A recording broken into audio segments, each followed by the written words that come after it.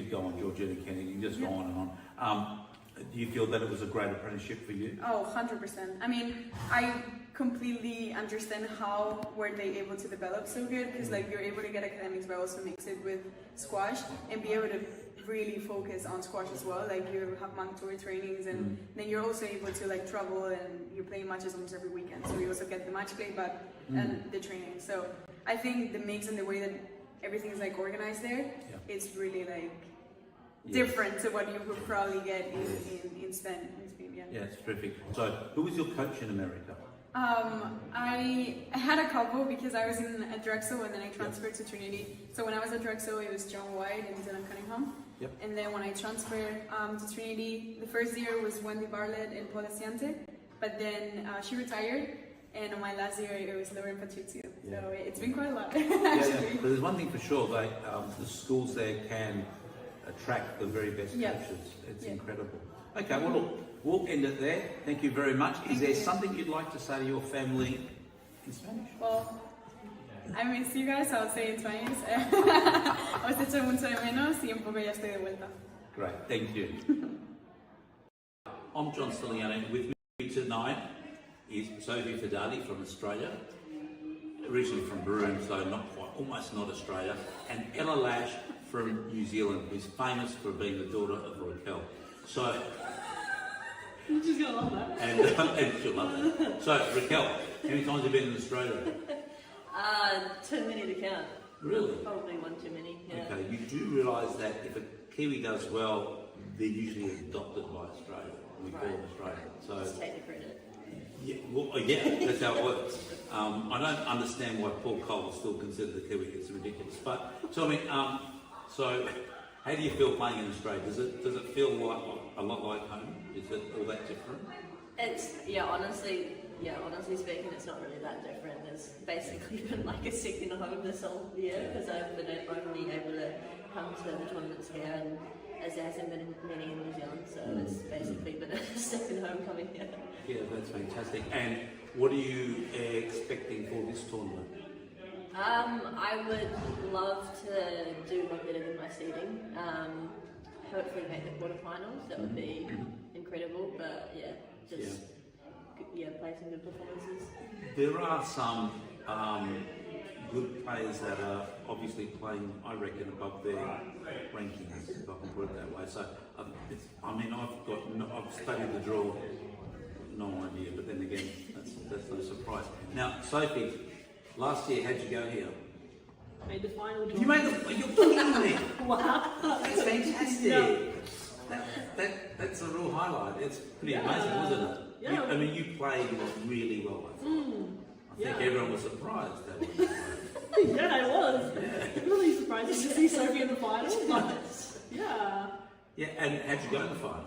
I lost in 4 to Nachang, who's also come back again. Yeah. But as surprised as we all might joke about it, you took the game off. Yeah. And when you did, the next game it looked like you might have got that one as well. So you were there or thereabouts. So tell me, since then you've been training overseas? Yeah. Your game, how much has it improved?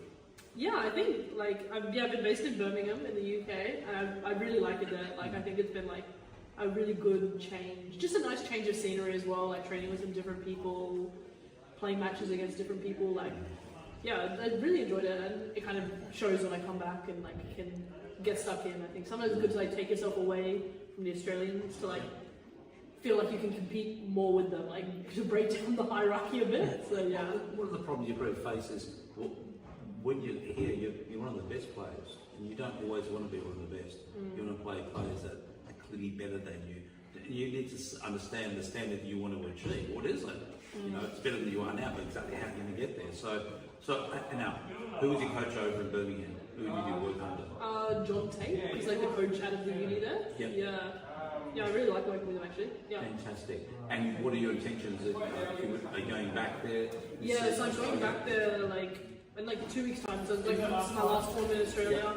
Heading back to the UK. I'm there kind of for one more semester, and then I'll come back to Australia next year to finish my studies. But then hopefully I'll go back over there after that because I really like working with them. And is your intent to stay on the tour for a number of years?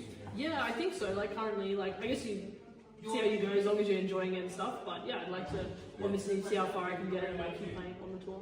So I was born in Subiaco in Perth. But you say, where were you born? Subiaco, but it was a different hospital, wasn't it? Yeah, it was a hospital. Bit of a bummer. Yeah, but it's small world, mate. Yeah, and we sort of look like. No, okay. So, Ella, what have you got planned for next year or two? Are you also hoping to start tour? Because you said you've been playing a lot in Australia, and and to supplement what's happening in New Zealand, do you plan to do the same as Sophie and hopefully go overseas? Yeah, I would love to go overseas at some point. I'm probably going to stay in New Zealand for a little bit longer. We just got as of a couple of years ago, a new national performance coach, Jonathan Kemp. So I work with him really closely, and we're kind of just seeing how far we can go with things before I need to, make the move overseas. Would love to base myself in England. Yep. I think there's so many great coaches over there, so it'd be really cool to get over there at some point. Tell me, when Joelle was injured, did she go back home to New Zealand, or did you stay overseas? Yeah, so she stayed in New Zealand for a really long time, and then got all of her rehab done and stuff, and she was able to go back on tour this year. Did you have an opportunity to work with her at all? Not really. I did get to room with her at the New Zealand Open, which was really cool just to see her in person again, because it's not very often that she comes home. It's been a really long time since the last time I saw her, so it's always good when she comes back home. Did she tell you a lot of interesting stories about what it's like being at the top of the world tour? No, we haven't had that chat. Okay. Yeah. Okay. I think she's shortchanged you there, because I reckon she's got some cracker stories. We just got to get them out of her. We did, yeah. Yeah, fantastic. That'll be a work on. All right. Now, your mum's probably your biggest fan, also your manager and your financier. Yeah. She will be listening to this new Mum. And I did answer her every email. Absolutely. So what would you like to say to Raquel? Hi, Mum. Hi, Mum. Thanks for the support. I love you. Sophie, who's in your corner? Who's your biggest fan? Probably my dad, to be fair. He's also pretty keen. Like, surprised here. He's onto the bigger stream, you see. If he didn't know where it was, he would have been straight onto the messages. Fantastic. He's always in the comments, like, where's the link to the stream? Yeah, good. Yeah. Say something nice, or say something nice to your dad. Okay, I'll do it to my whole family. I don't want to leave anyone out. Like, thanks for all the support, and love you all. Yeah, fantastic. Just copy All that. right. Thanks So- to Raquel. That one dinner I had at your house. She burned the potatoes. Okay, so while these two are giggling, we'll sign off. Thank you so much. I'm here with North Kafagy, the younger sister of Malik Kafagy, who was our champion here only 2 years ago. So North, welcome to Bega. Thank you. So tell me, what tournaments have you been to recently? Where have you been? I've been to a lot recently. I was just in India. I've been to India 2 times now. I went to Malaysia a lot. I won my first PSA there. And I went to, what else? I went to South Africa 2 times. Cape Town was really nice. And I also played in South Africa qualifications. Where else have I been? I went to Europe a lot. And I think that's it. Now, how long would you consider yourself being a professional sports player? How long? Not longer than 1.5 years. Yeah, 1.5 years. So, been to a bunch of countries in a 1.5 years, travelled, seen more countries than many people see in a lifetime. That's wonderful. Now, tell me, you strike me as a very confident and super capable player. What ambitions have you got for your squash? Where would you like to be? Where would I like to be? Well, as an average professional squash player, I would say I would want to reach like the top 5 in the world, obviously. But from now, from now, I would want to take it step by step. Like I would tell you, like I'm right now in the 80s, for example. For the next 6 months, I will try my best to reach top 50, top 40, for example. Just take it step by step to be able to actually reach somewhere. So I think that's it. I was talking to a player today, and they were saying 48 is like the magic number to them, because then they can go to all the big tournaments. Yeah, and exactly. would you like to be playing with Lojayn Gohary and Definitely. Amina? Definitely, Yeah. definitely. It's Yeah. nice. It's like a dream where you just watch them all the time on SquashTV. Like you wait for their matches. You always want to see them play. Even not only see them play like the big battles that you know the result of, but you also like to watch them play the matches that you don't really know the results of, like the matches that are in the beginning of the tournaments, because you're always interested in how they're gonna handle these type of matches also. Obviously, you know, Sherbini, she's like, she's my idol from day one, and Lojayn Gohary has been pretty good. Yeah, she's actually amazing, physicality wise, everything is amazing. So yeah, definitely I would like to play with everyone actually. I think it'd be fair to say that the women's game has changed quite dramatically in the last few years, and especially with the Egyptian players and Lojayn Gohary at the forefront. The power of the women's game is really quite incredible, and a few of us here in Bega have been commenting on the Egyptian players, and they certainly cracked the ball. Now, on this tournament outside, we're having dinner with Rachel Grinham before. It was about 15 odd years ago. She played her sister in the World Championship final. Wow, actually? Yes, she beat her sister Natalie. Do you think that might be you one day, playing Malik in a final Well, of a major award?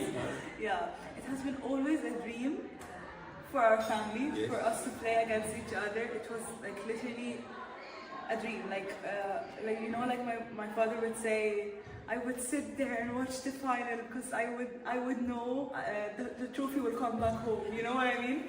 Because like either of us, you know, it's gonna be there. So and it has been really sad because like every time there's a draw that I would reach to play, but like even if it's not for the finals, just quarterfinals, semis, whatever. Just happens to have like a problem with the visa, happens to have like that I lost, that she lost, you know. It's so annoying that we haven't really played each other in a big tournament, you know. You obviously have trained with your sister. Yeah, definitely. So, and she's a couple of years older? Yeah, she's 2 years, yeah. So I'd imagine most of the time she wins. Well, we don't really play that much together, like a real best of 5 game, you know.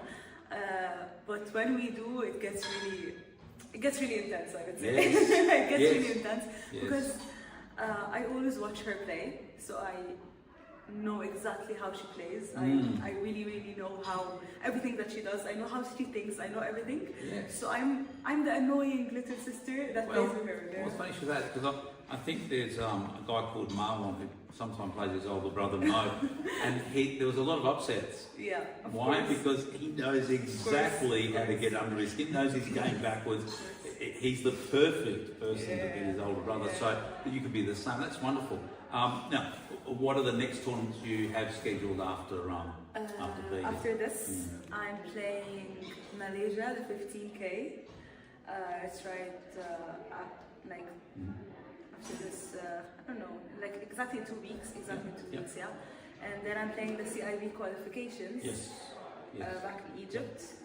Hopefully I do well. It's a big turnaround. A big tournament. Yeah. Yes. And there's like a lot of players who play it also. Yep. What else is there? Yeah, I'm supposed to enter another 15K in Japan. I think that's about it. I just think every tournament, every month. I think, would it be fair to say at this time, this part of your career, you're really looking for tournaments that are going to help you with that ranking, 15K plus, so then you can get to the Magic 48 and concentrate on the World Tour and just the big events. Yeah. It's fantastic. Now, your biggest supporters are obviously your family, and hopefully they'll listen to this interview. What would you like to say to them in Egyptian, please? In Arabic? Yes. To only my family. Yes. Well, unfortunately, other people will understand. I won't, but they will. That's very awkward. Well, to my family, طبعا من غيركم عمري ما هبقى أي حاجة في حياتي. انتوا اللي بنتوني، انتوا اللي عملتوا لي أكون أصلا بني آدم كويسة وتعليم، وإن أنا أقدر أتكلم مع هنا وسكواش. طبعا من غيركم عمري ما هكون في أي حتة. وان انا بتعلم احسن تعليم وان انا متربيه احسن تربيه وان انا بعرف اسافر هنا وهنا وهنا وبشكركم بكل قلبي بحبكم جدا. Fantastic. Now, you share a wonderful outgoing personality with your sister. We've really enjoyed just knowing you for the last couple of days. We wish you all the best for this tournament, but we will follow you for the rest of your career. I can promise you that. So, Kafagy, thank you so much. Of course. Thank you. Thank you. I'm with Remisri Maniande, also known as Rima, because it's a lot simpler, and we might get it right because you probably won't get the full name correct. But do not worry, I haven't some early time, no one gets my name right either. So, yeah. Now Rima, you arrived from South Australia just an hour ago. Yeah, I flew in from Brisbane today. Oh, sorry. Yeah, no, that's okay. But yeah, I've been in Brisbane since the start of this year. So started doing my paramedic internship up there. And then, yeah, I've been doing a bit of work and squash, which is a bit of a challenge at the moment, but it's really good being able to train at Carrara down at the National Centre. So you are working with Stuart then? Yeah, really good working with Stuart and like the girls who train down there, like with the other national players, been good. I do like shift work, so 4 days of work and then 4 days off, but it's good having The tournaments, you got to book holidays I and know. stuff like that. and definitely something that I've been like figuring out this year, and I think just finding that like I really do want to pursue my squash like a bit more, and I think just after this year is definitely something that I'm thinking of, like spending a bit more time doing a bit more squash and seeing where I can go with that. But definitely through this year, like while it's been hard, I think it's also made me like a lot more like disciplined, like managing my time very well, like making sure I'm maximizing the time that I have. Like I think it's not like while I don't have as much time as other people, like I'm using all my time that I have as best as I can. Like while there's obviously like there have been like sometimes where I feel like I haven't done this enough or this enough, there's definitely times where I see a little bit of improvement in things that I've been working on. So I think that like every tournament is still a good opportunity, and yeah, like everyone does it differently, and I think this year is just a bit different for me. But Yeah. Absolutely. Now, the first time you were in Bega, which was a number of years ago now, we were all very impressed because you played Tamika, and although you didn't win, we were really impressed with our competitiveness and also your ferociousness on the court. You really apply yourself. So, mentally, how do you prepare yourself for the matches? So pretty much, I think the day of my tournament, or like the day before, I usually maybe like have a look at who I'm playing, like think about a bit of my game plan and all of that the day before, watch some videos, but that's all like the day before, and then the day of, usually have like a pretty like a routine kind of plan to. So I get a bit of like, you know, routine, start like wake up at a certain time, have breakfast, have a hit, and that just sort of like makes me like get in the zone a little bit, and usually like to have a bit of a rest or a nap before my match, and then a bit of TV sometimes, and then have a nap. Yeah, and I think mentally having a little bit of like game plan ideas that I can kind of go back to, like not big things that I have to like always remember, but just little cues that makes me switch back into it in my match. And also I guess just knowing that I just am here to enjoy, and also how much I want to win as well will obviously come into play with that. Yeah, that's fantastic. Now, I know last few years we've seen so many young Australian squash players go overseas and to different parts of Europe, in particular America as well, to do block training and stuff like that. If you had the opportunity, is that something you'd like to take? Yeah, for sure. I think once I'm settled a little bit more in terms of like what I guess finishing whatever like career things I want to do at the moment, and knowing that I want to focus a bit more on squash, I think I'll definitely have a good block of training here in Australia, and then sort of I think if I'd have to pick somewhere that I want to go, like it'll probably be America. I think that's somewhere that I've sort of like looked at, but I think just in general, like being born in Malaysia, it's also somewhere that like I can always go back to and get a bit of training there as well. So yeah, I think that's definitely something in the back of my mind and something I'll look into in the future. Yeah, I'm impressed because I've always felt that you're very ambitious for your squash, and yet you maintain a great squash life-work balance, which is a real credit to you. I personally, as far as squash is concerned, I'd love to see you complete your paramedic training, which you've been doing for so many years now. It must be over soon, and give yourself a chance to really give squash 100% go. Yeah, That'd be wonderful. I think. Yeah, I think it's just like, you know, trying different things and figuring out that I do really want to give it a good shot, and like I'm ready to put in the hard work. I just need to like have a structure and know what I'm doing. But yeah, I'm really excited for my match this time, and great to be back here again. Yeah, that's wonderful. And look, lastly is that I get the impression that you're a little bit older. If you do go into a really difficult training regime, I think you have the added maturity to understand, hey, this is it, give it a go and break through, and let's get the rewards. Yeah. So I certainly wish you all the best here in Bega, but for your squash going forward. Now, your biggest fans are probably your family, I'm going to guess. Yeah. And they're probably going to listen to this interview, so what would you like to say to them? I just want to say a massive thank you to my family and also my coach back in Adelaide, who's always supported me in like whatever I do. As long as, you know, like I'm 100% into it, they're always behind me. So yeah, I hope I make them proud at this time and like in the future as well. I'm sure there's no doubt you'll make them very proud. Remember, thank you so much for talking Thanks, to us. John. Thank you. Thank you.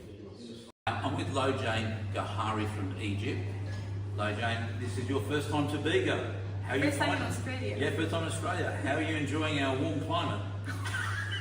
It's so different. We just came from Egypt and it's like 40 degrees out there, so it's quite the opposite, but we're coping, Yes. I guess. Yeah. That's fantastic. Now, on the court, is it any different to Egypt? 100%. The court is very dead, so if you get your shots back to the court, it's like, it's not even, you're not gonna even gonna be able to like play, so you have to use the court smartly and you're gonna be able to win straight. So, and the lobs as well. Yes, the lobs, of course. And That's a secret. And what I was very impressed that you came early. Yes. Yeah, we took by John's advice. Well, I think it's important because you're coming out of a very hot climate where getting the back of the court is not a problem. You overhit it. Here, getting it past the opponent is actually a little bit harder. And I noticed in the practice, you like to cut things off. You like to open that racket up and bring it in short. That's fantastic. Now, you've had an ACL injury? I've had a lot of injuries. Yes. I fractured my foot and my knee. So many injuries. Yes. And women are more prone to ACLs by a factor of over twice more than men. And there's a lot of research going on into that. Are you happy with your knee, the way it's come back? It's stronger now? Or? Yeah, honestly, 100% it's stronger because with my fitness coach, I'm working on everything, just like strengthening my body. Yeah. So yeah, definitely it has gotten better. Yeah, I think it's very important to understand what's going on. Do you receive any good medical advice? Yeah, well, my whole family are doctors. He got me there.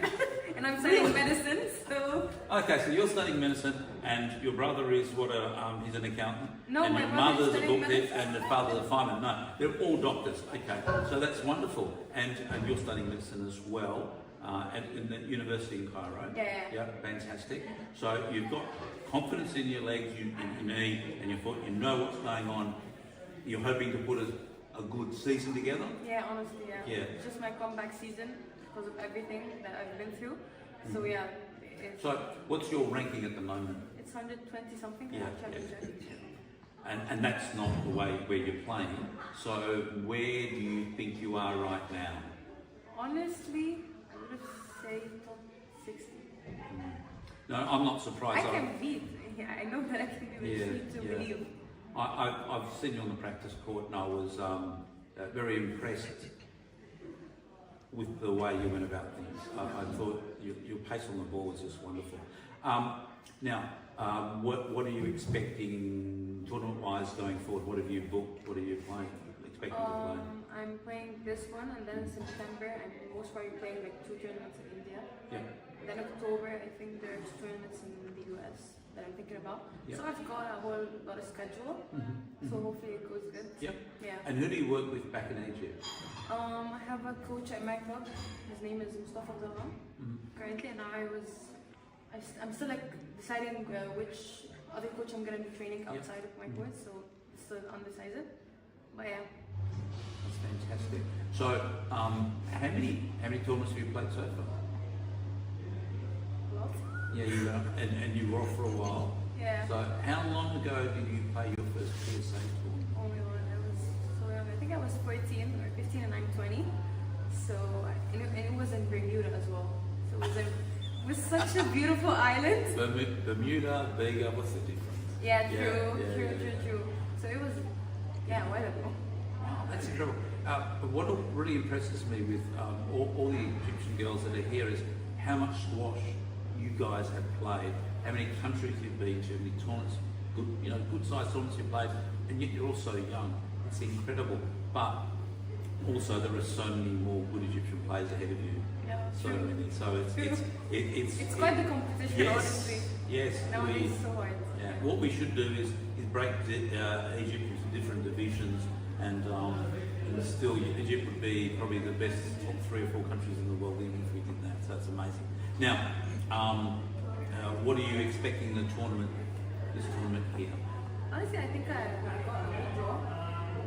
So I really just wanna make the upset, Yes. Wanna make the upset. Yeah, absolutely. And honestly, if I enjoy my squash, I know that I'll play good. But if I put pressure on, not so much. So it's my plan to just enjoy and play. So Personally, I think your comments about the court and how you should need to play it, I think it's very intelligent lobs, because we do have blinding lights above overhead, so that's fantastic. And your family is back home, they'll probably listen to the interview, so would you like to say something to them? well, honestly, thank you for everything. No, not in English. Really? Yes, please. يعني بجد مش عارفه عمري ما كنت ابين من غيرك يعني الموضوع عمري مش بقول لكم كده بس يعني بجد شكرا على كل حاجه وبحبكم جدا. Okay. Well, Lojayn Gohary, thank you so much for talking to us. Thank you so much. Thank you. Thank you. Lojayn, with me today is the rising star of squash, Anna Hatsing. No, that's not true. But I told Brooke I'd do it. Anyway, Brooke, welcome back to Bega. Thank you. I'm happy to be back here. Yeah. How many times have you been here now? 3rd time now. Yeah, fantastic. So you could almost, be an Australian now. Yeah, might as well be. Okay, well, why not? Because let's face it, you've trained in Canada, Japan, Malaysia, the Philippines. It seems only fair that you'd probably do a training block here in Australia. So, Yeah, that's true. Where are you now? Right now, I'm based in Penang, in Malaysia. But I came to Australia 2.5 weeks ago because I spent 2 weeks in Tasmania for 2 tournaments there before coming here. You did do a rather famous tournament here in Australia in Kalgoorlie. I did, yeah. And a lot of players over the last 20 years have been through that tournament. Now Kalgoorlie is like 400 kilometres east of Perth. Yeah. So you go to the most isolated capital city in the world. Yeah. It takes a lot of people a long time. And then they jump. Did you go by train or? I flew there. Oh, you flew. Okay. Yeah. You flew to Kalgoorlie. How did you find Boulder Kalgoorlie PSA? So that was my 2nd time there, and I actually really enjoyed there because they have such a great community, and like they have a great event that goes on too. So like all the players, the whole community comes out. A lot of Perth players come over as well. Yeah, it's huge. And then then we have like the pizza night, and then there's like the prize giving time. There's also like a dinner plus like there's karaoke. So yeah, that was a lot of fun. Yeah. Now Kalgoorlie's been a gold mining town for the last 100 odd years. Yeah. And it is rather unique.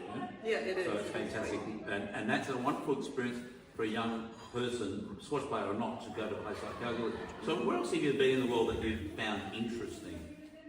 Where haven't you been? There's a lot of places I haven't been, but I guess maybe like my favorite city that I've been to was actually Rio de Janeiro. And it was just like the mountains there and the weather and the people. Like when I was there, I was like, wow, like I could totally see myself living here. Because like, yeah, everyone's outside, everyone's doing like running or walking or like, you know, and everyone's like really, really happy and like, I don't know, hanging out by the beach like all the time. So. Yeah, well, you strike me as a true international citizen. You've, for your relative youth, you've experienced so much and lived in so many different countries. So, what about the next 12 months? What do you have planned? So next 12 months, I'm not exactly sure yet. Actually, I only have up to September for sure planned. I'm gonna be in Penang, Malaysia, until maybe like second week of September, and then I'll go back home for almost 2 weeks hopefully, and then potentially I might be starting my master's in England, but I haven't like heard back yet, so I don't actually know if that's like starting or not, but I'll find out soon. And then so it really depends on that, otherwise I don't know exactly what I'm doing. But look, it's a credit to you that you can be so fluid. Most people need certainty in their life and they plan things out, you know, years in ahead, and most people would not be able to do what you've done. They wouldn't be able to accept that level of change. Now, if I find out later this year that you're living, studying and training in England, I won't be surprised in the slightest. It's fantastic. So what about squash? What tournaments would you like to play? So I would love to play like the Nash Cup, but I think I'm like maybe 16 or something on the reserves list, so I won't make it in. But that happens in September, and a lot of players use that as like their first tournament, like back from like the year, other than like the Diamond event in Egypt, the Egyptian Open. Other than that, I'm just gonna be focused on Japan Nationals that happens in November. Because, I mean, last year I came in and I was injured, and I don't think we had a time to do an interview as well.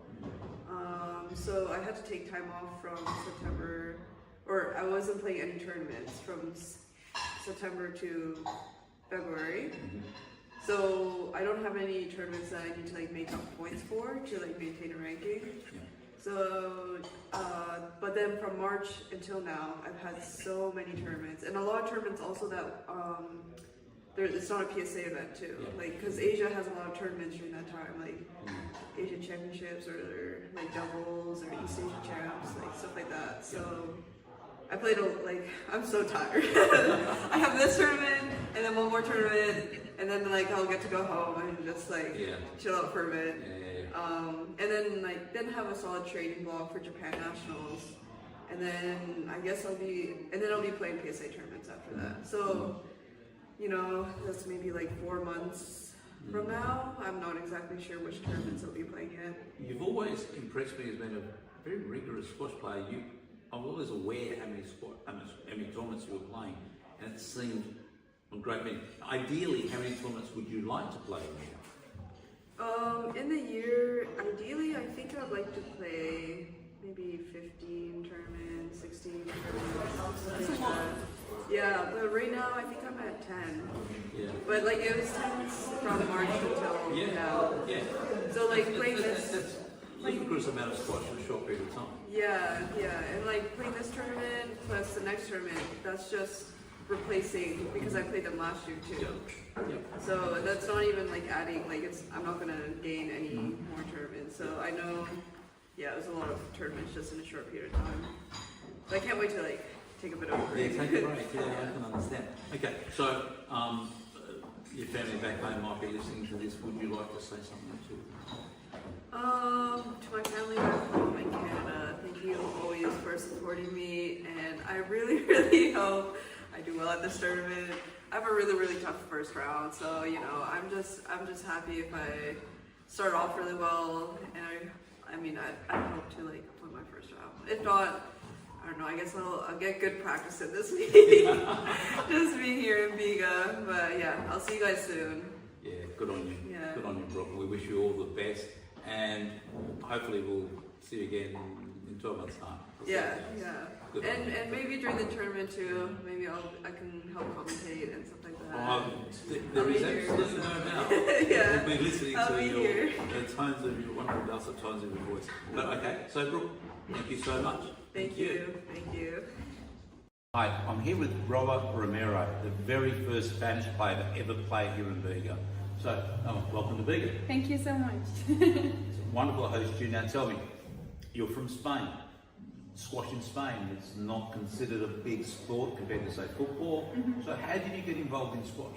It was mostly because of my older brother. He used to do swimming in these facilities where there was also squash. So once he was done with his year in swimming, he moved to squash because my parents wanted him to do sport. So then he did really well while playing squash, and I was jealous that he was getting trophies. And I was doing all of these other sports, so I was like, oh, I want to join too. I want to get a trophy as well. So that's how I started. Right, and we're all aware of Borja Golden, what a great Yeah. Spaniard has been. Have you spent much time with him? Yeah, he is actually part of our federation. So he travels with us to tournaments and like coaches us and everything. So, and as well, when I'm back in Spain, there's not many, as I said, like many academies or anything that goes around squash. So he has his own academy, and I've been in his academy before in summer, so a couple of times. So yeah. That's fantastic. Now, it's your first time in Australia, and you've been the tour here for some time. And I heard you did reasonably well at the Vic Open. What happened there? I won the tournament. Congratulations! and was that your first PSA win? No, You've got a bunch of trophies. No, not a bunch. But in this tour is the ones I've got my first trophies. I had Bendigo, which was a 3K. That was the first one that I won. And then my second one, was Geelong, was another 3K. And then Victorian is another one. And are you aware of the great players that have won the Vic Open before you? Yeah, I am. It's cool. It's really cool. So you're here playing in a copper event. Your first round is looking like it could be interesting. What do you expect? Honestly, I really wanted to come to this tournament without any expectations. I played one copper before, which was in Spain, and I was a wild card, so I really enjoyed what it felt to play without any expectations. So I kind of like want to repeat that.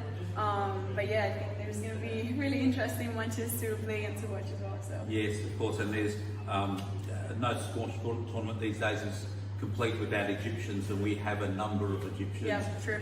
They are very confident players. True. Very attacking, very gifted. Very talented, yeah. Yes, and we've obviously been watching you on the practice course the last couple of days, and you can tell. you can tell. So it's amazing, and I think for coming out of Spain, where there's not a great number of players, you need to go on the tour a lot to see what the world standard is. 100%. So how much have you improved by being on the tour?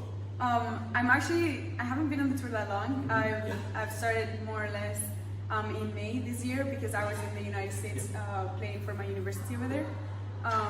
So yeah, I haven't been that much, but exactly what you were talking about, the experience of being outside of my country, unluckily.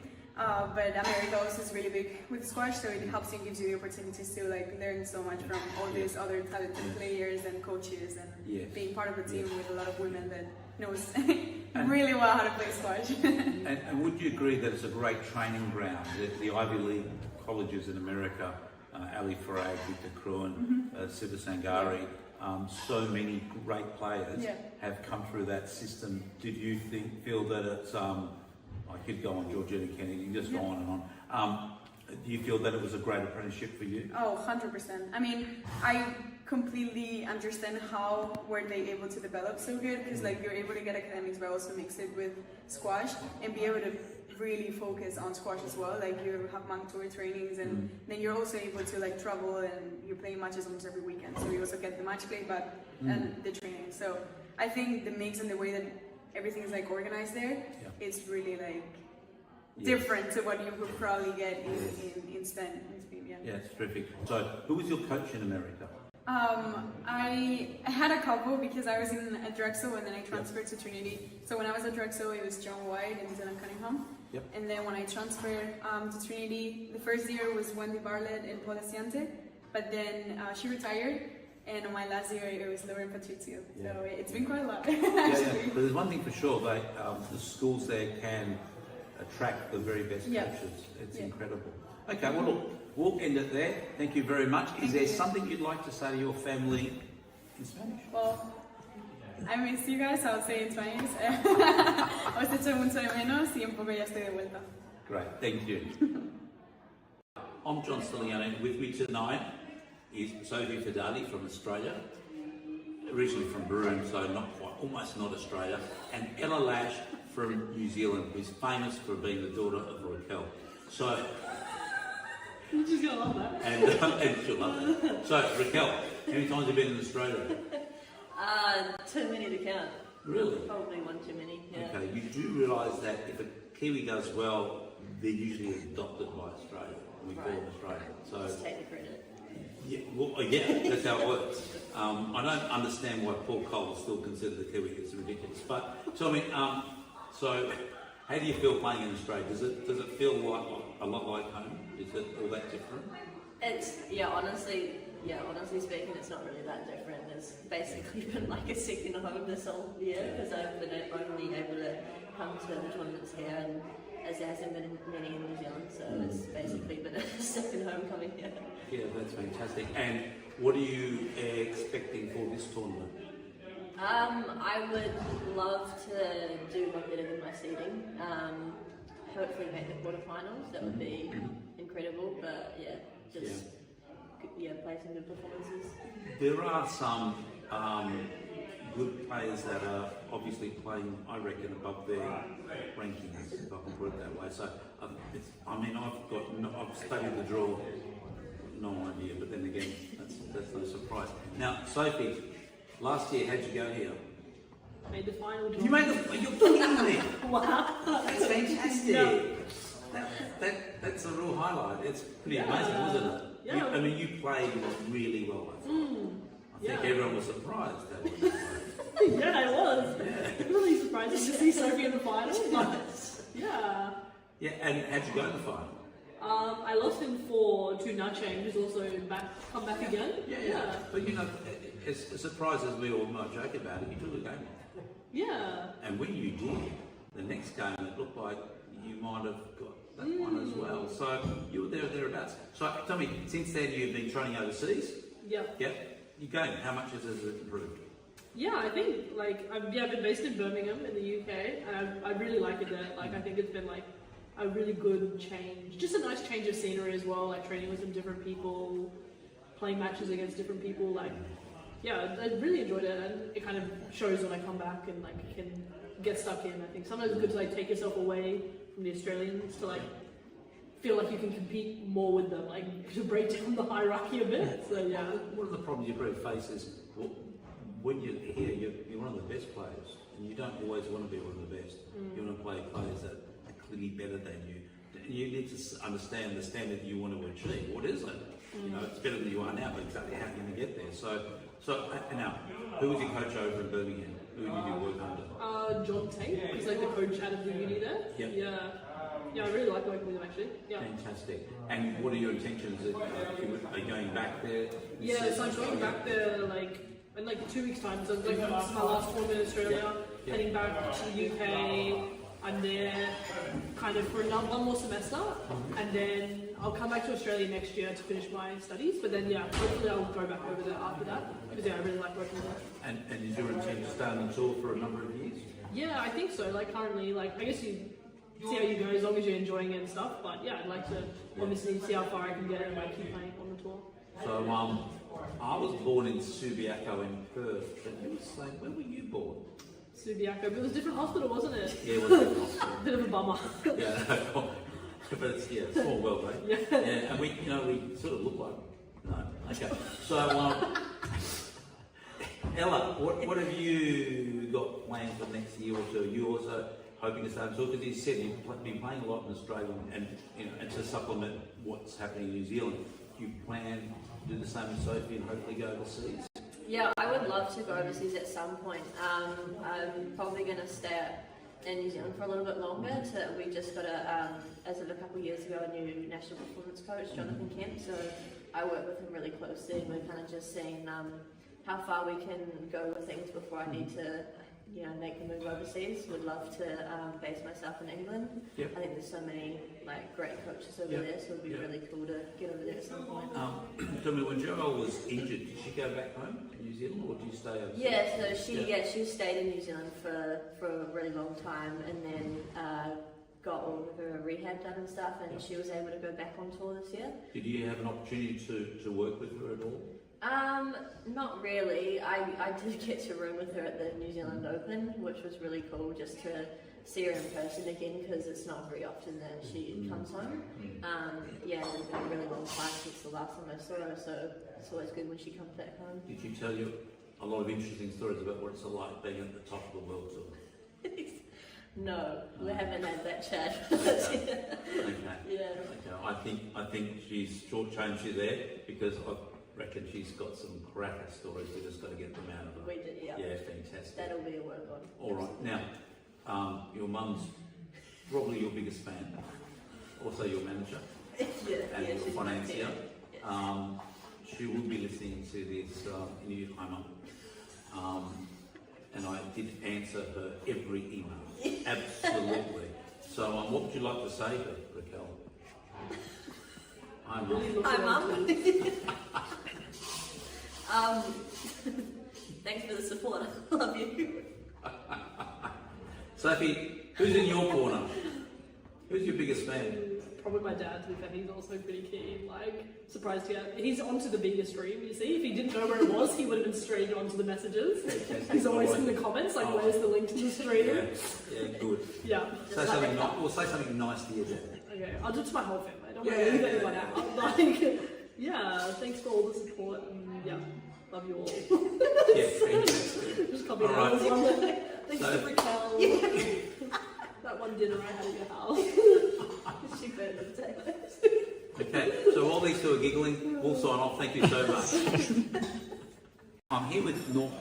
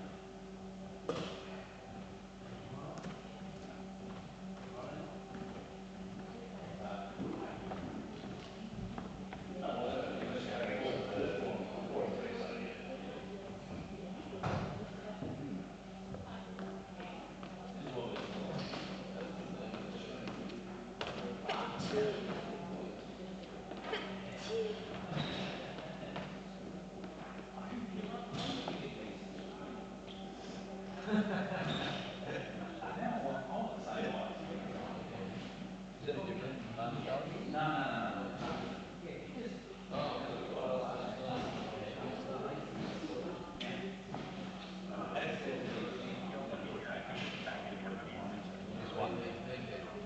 one on the hand flush in front of it.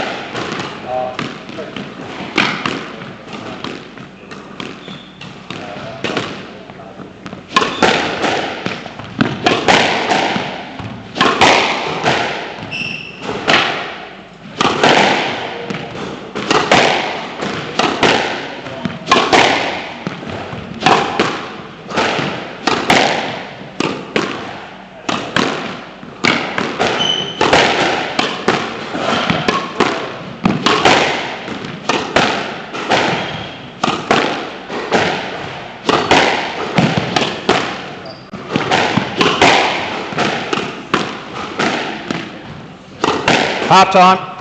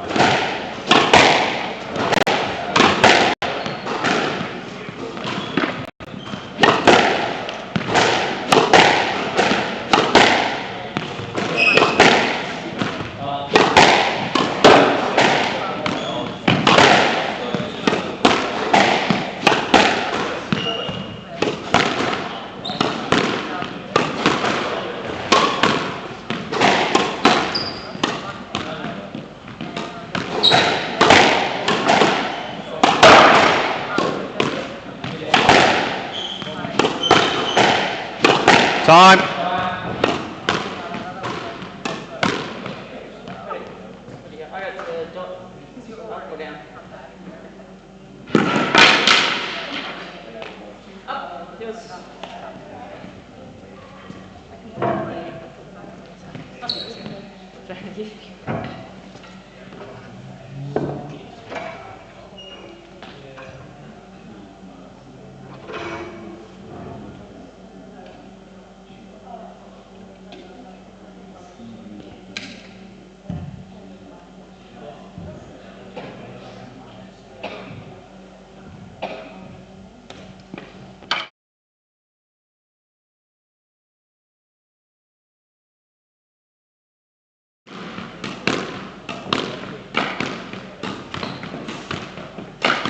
Play will commence in 30 seconds.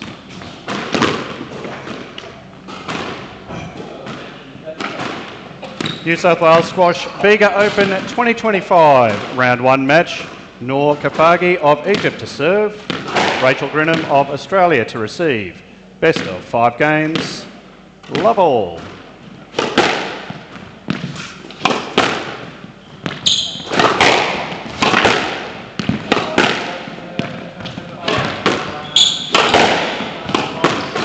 Out. 1 love.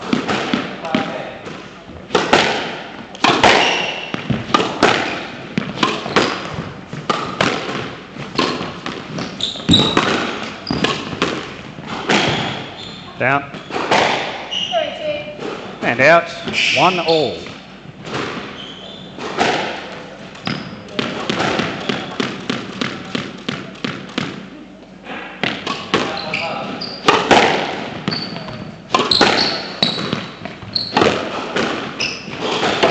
Down.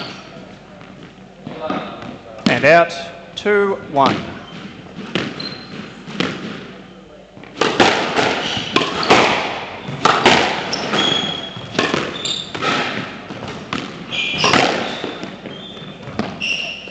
And out.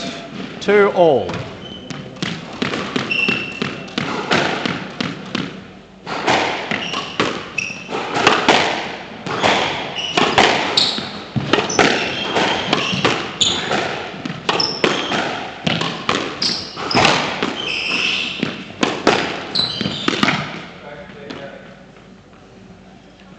Three, 2.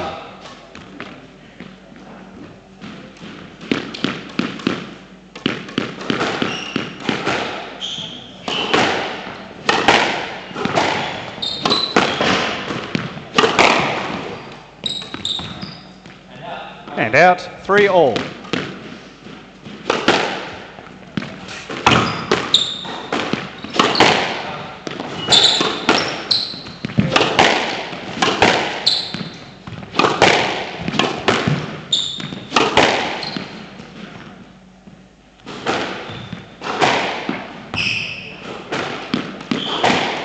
Four, 3.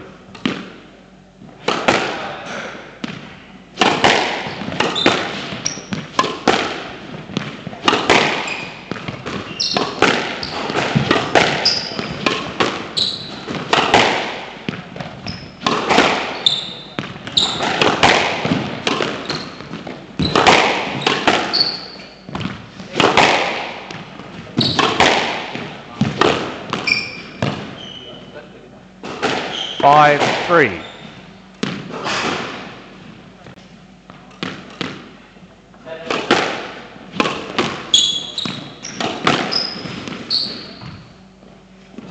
Six, 3.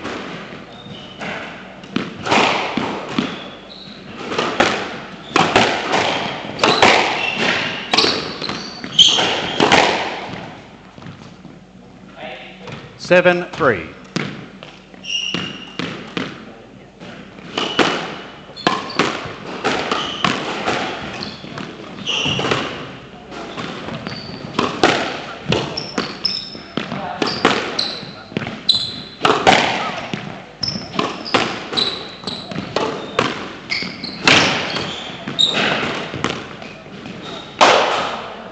Eight, 3.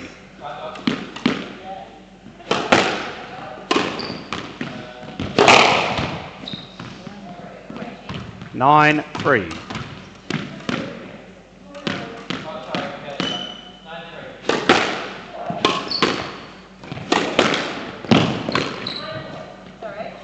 And out, 4, 9.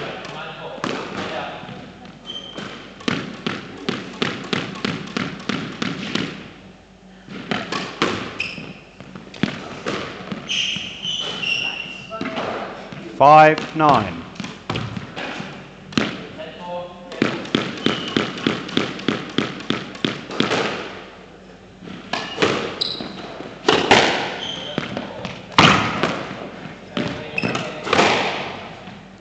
And out, 10-5, game ball.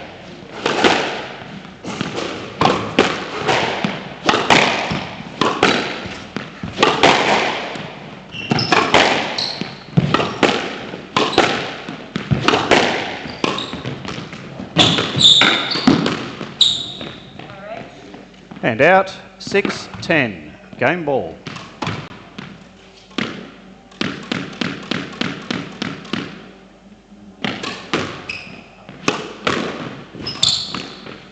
Not up.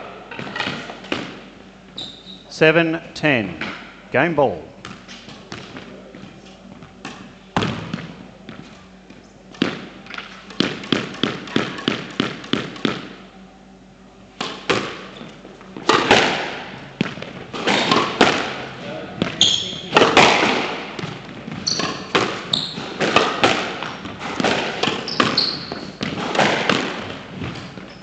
Down.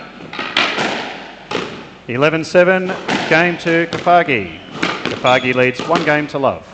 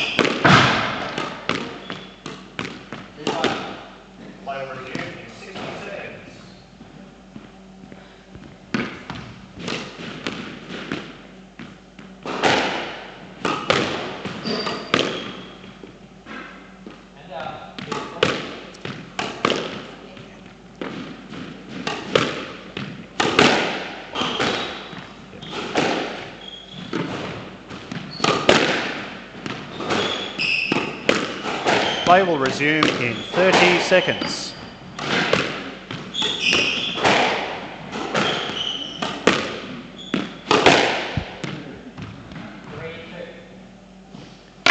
$15 seconds.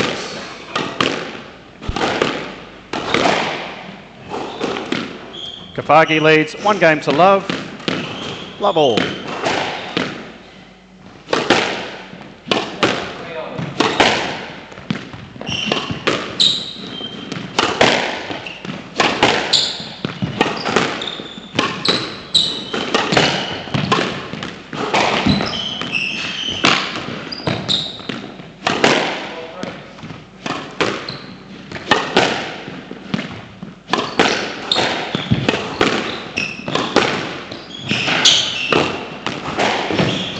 Down. 1 love.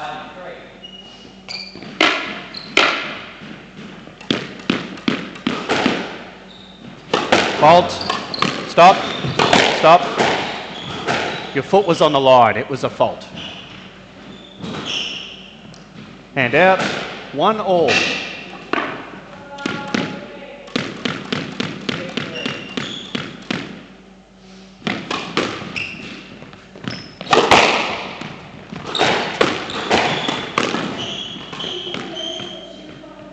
Hand out.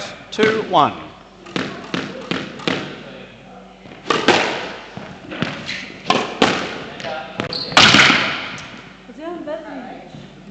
Hand out. 2 all.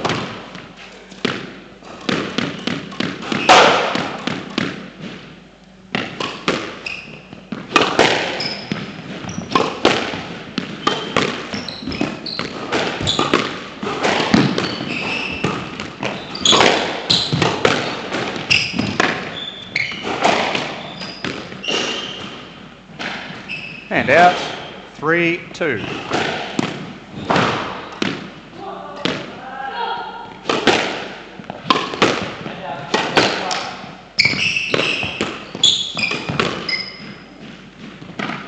Four, 2.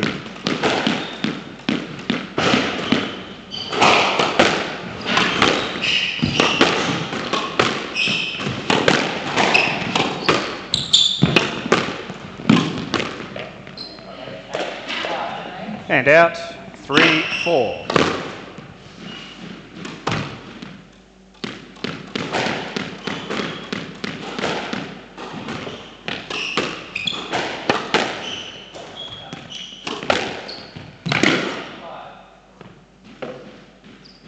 Four all.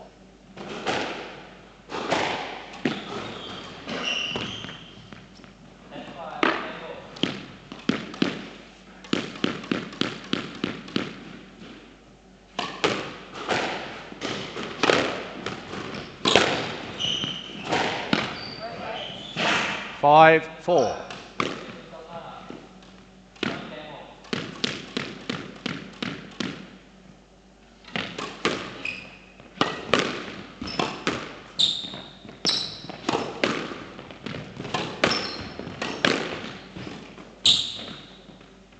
Stroke to Kafagy. And out, 5 all.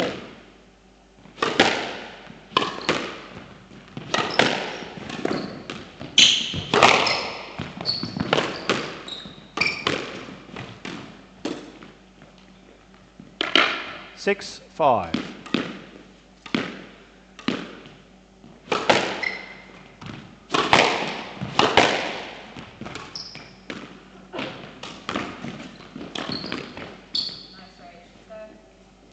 Hand out. Sorry, are you asking? Hand out, 6 all.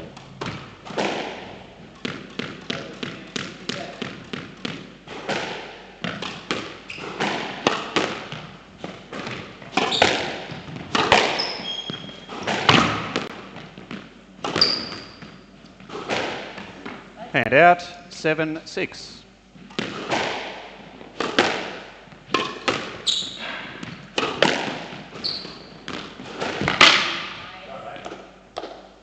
Hand out, 7 all.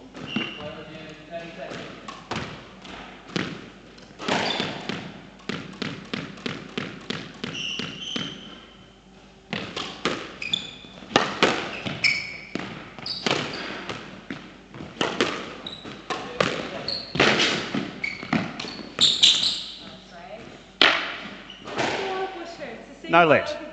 No, ball's a winner. 8-7.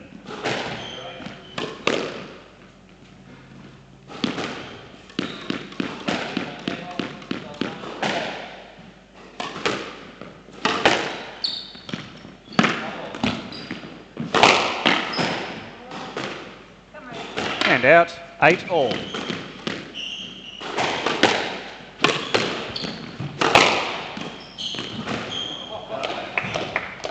And out, 9-8.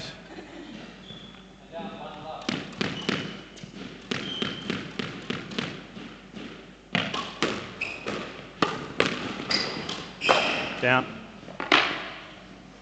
And out, 9-all.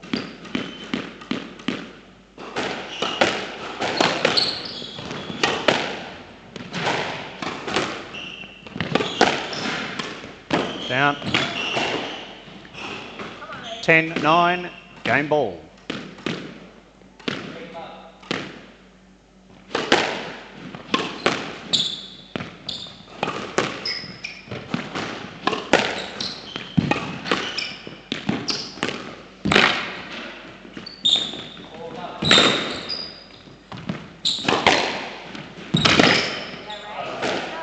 And out, 10-all. A player must win by 2 points.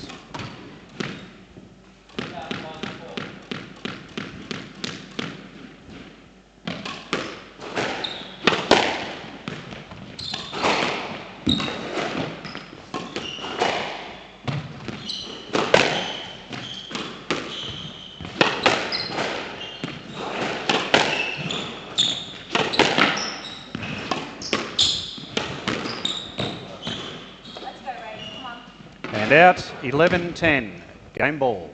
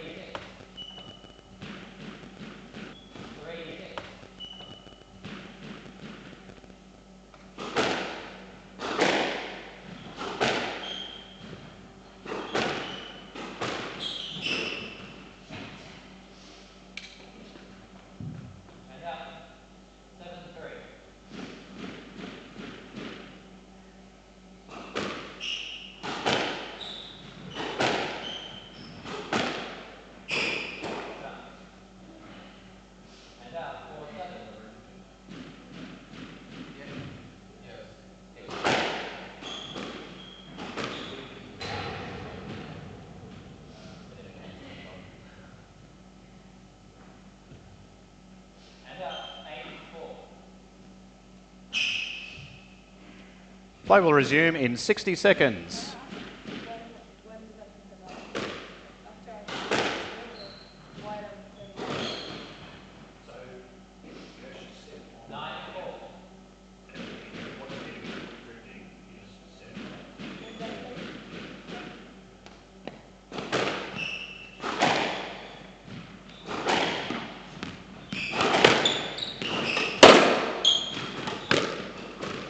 Play will resume in 30 seconds.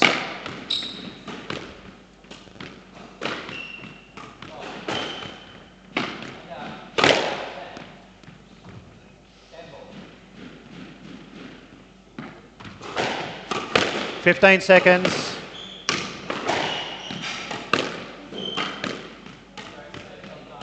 On court, please.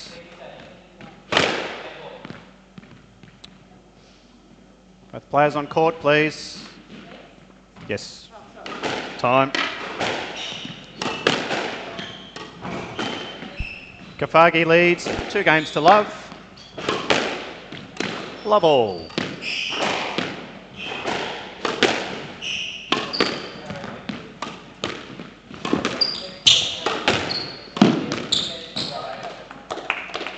And out, 1 love.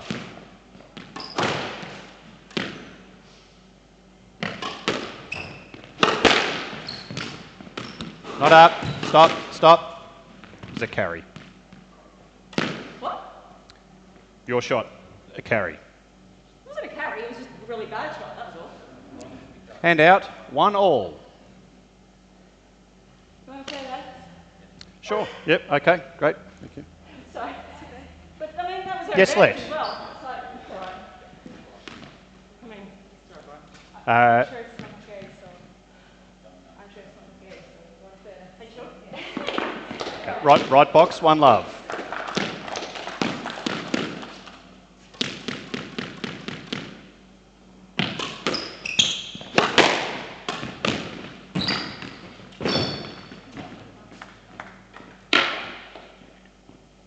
Two love.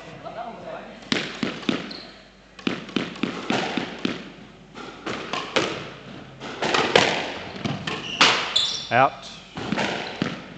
And out. 1-2.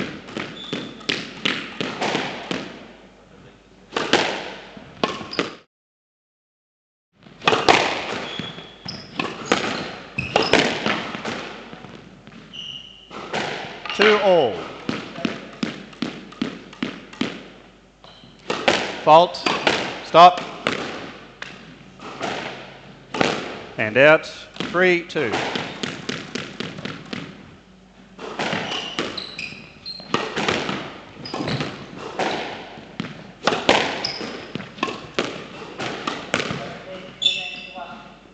And out. 3-all.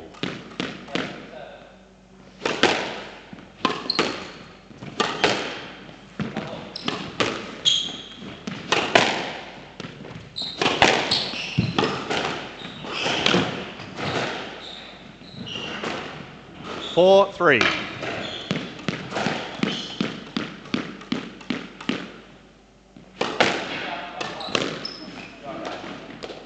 And out, 4-all.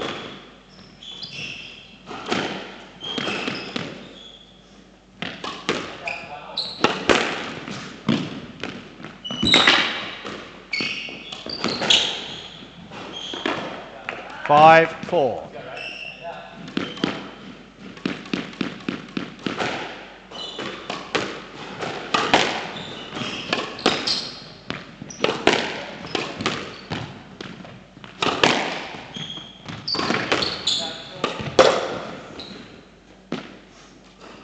Let's go, right? 6-4.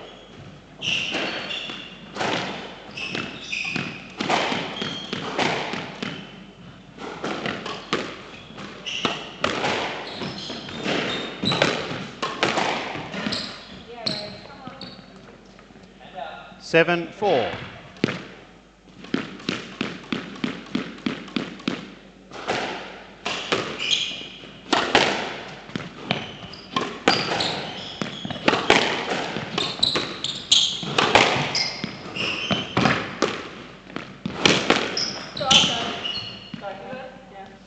Yes, let. Left box, 7-4.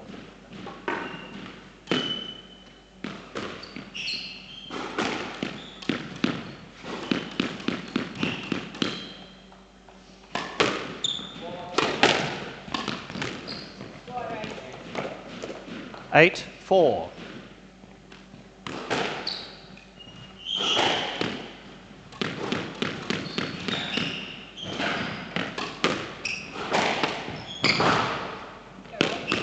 Nine, 4. Work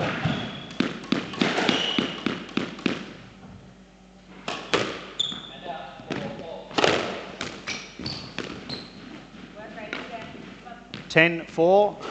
Game ball.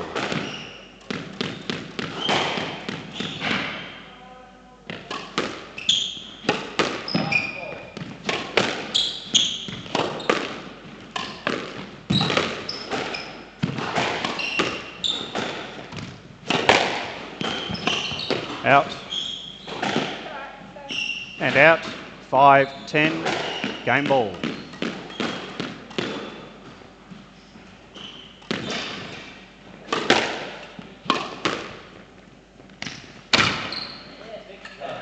(11-5). Game to Grinham. Kafagy leads 2-1.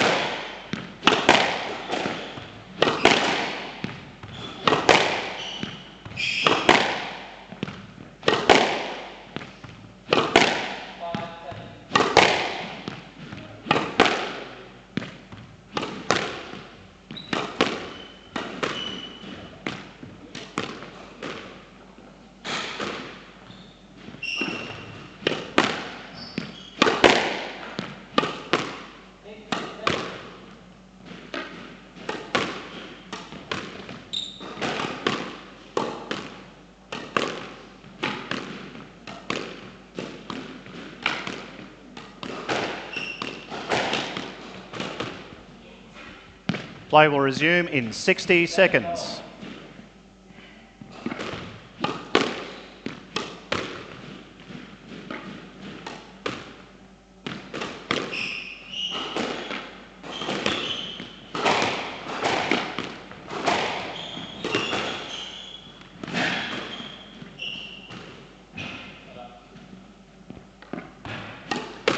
Play will resume in 30 seconds.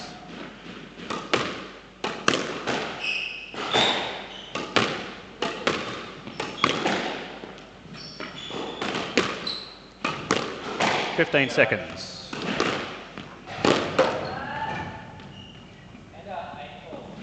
Kafagy leads 2-1. Grinham to serve. Love all.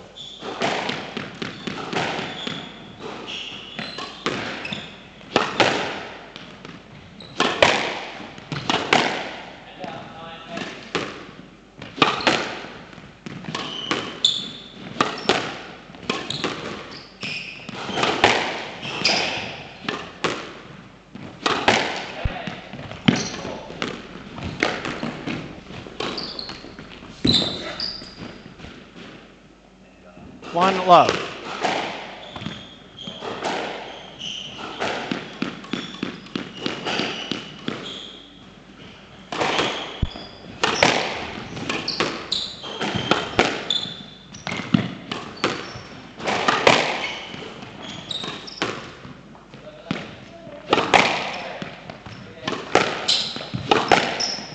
Stroke to Grinham.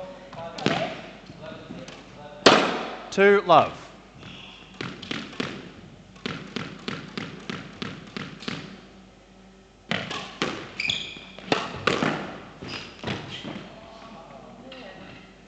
And out. 1-2.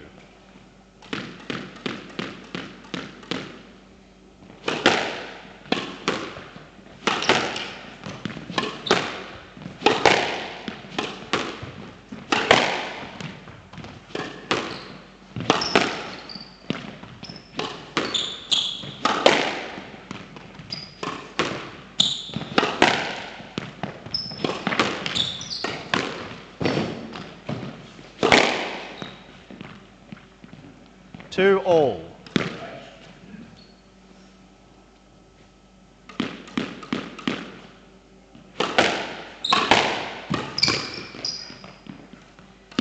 Three, 2.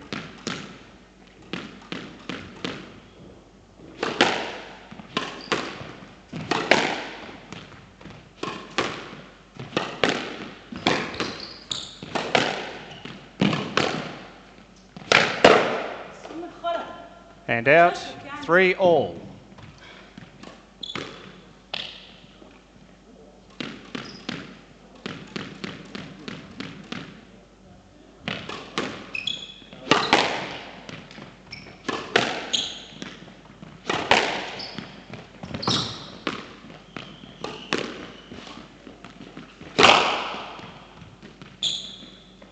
And out, 4-3.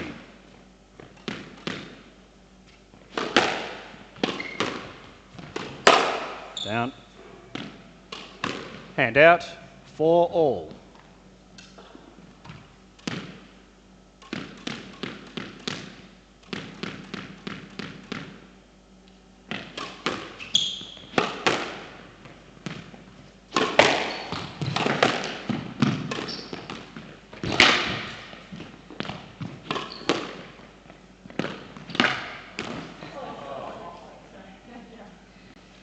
Hand out, 5-4.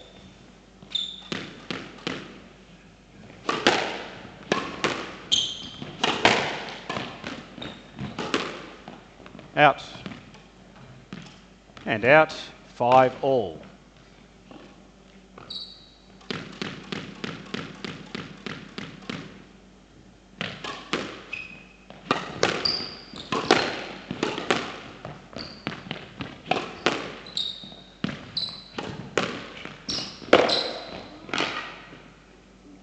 And out, 6-5.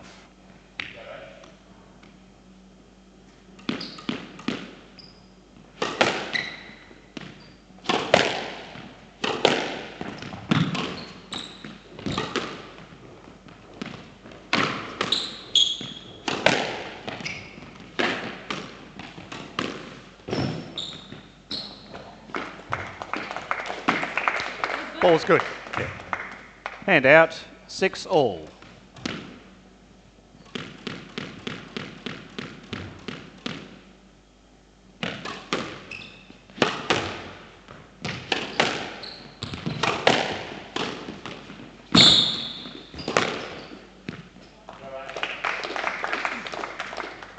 Seven, 6.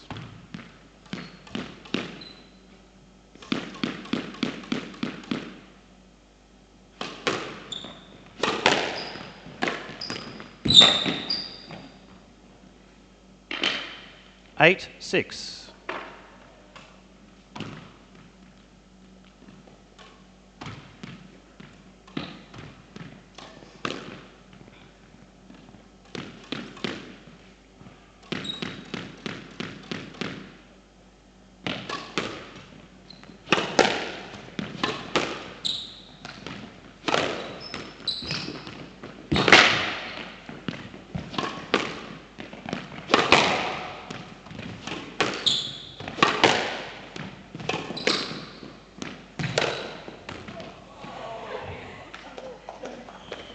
Hand out, 7, 8.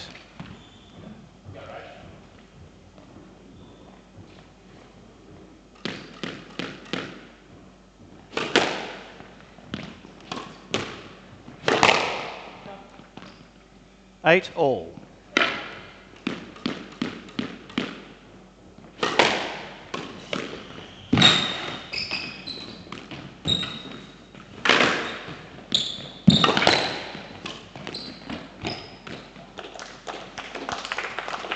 Hand out, 9, 8.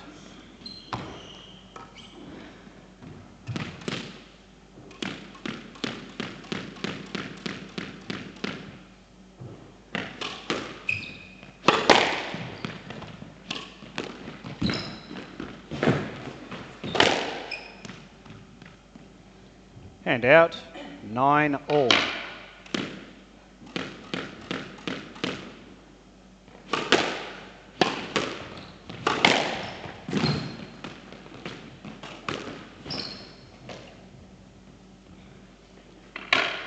Ten, 9. Match ball.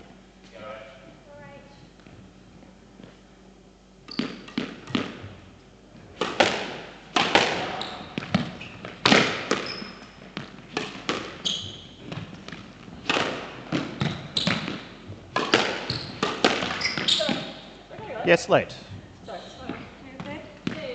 10, 9. Match ball.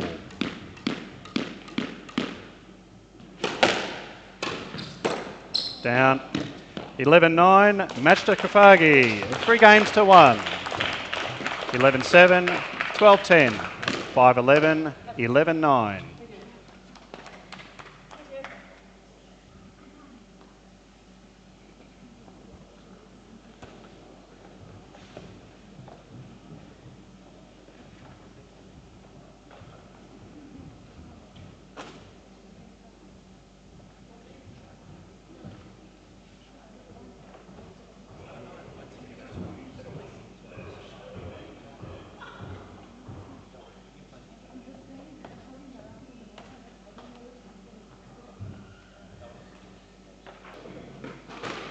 Hand out, 9, 8.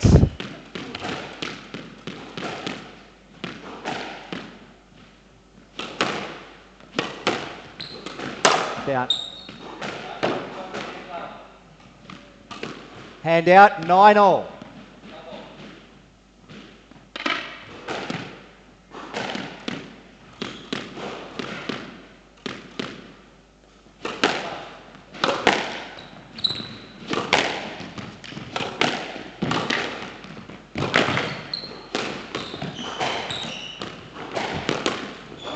Stroke to Cardwell. Hand out, 10, 9. Game ball. Well, Cardwell leads 1 game to love.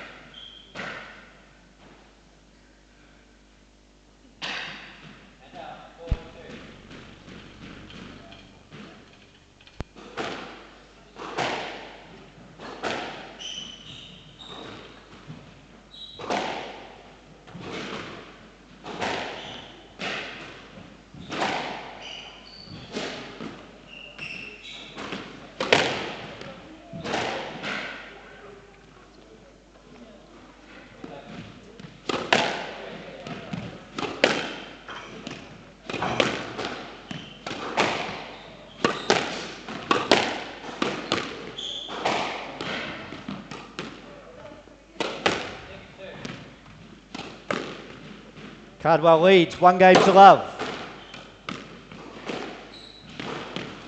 Love all.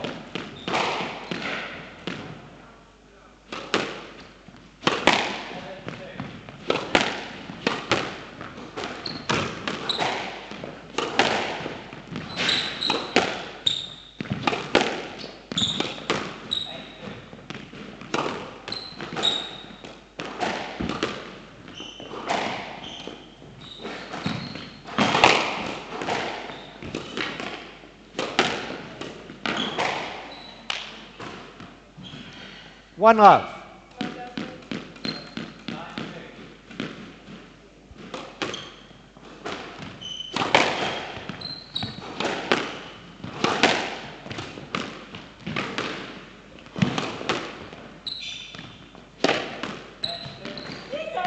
Stroke to Cardwell.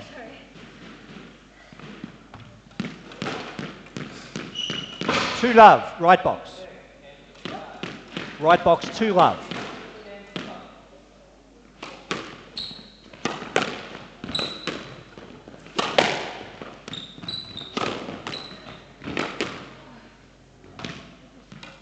Three love.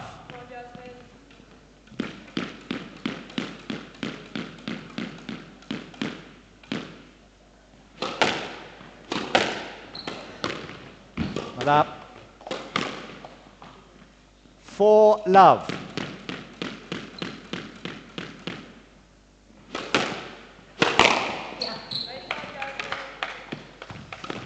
Hand out 1-4.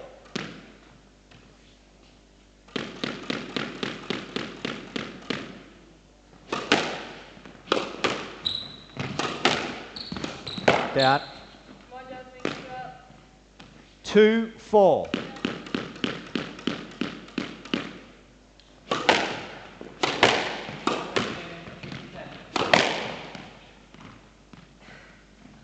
Hand out 5-2.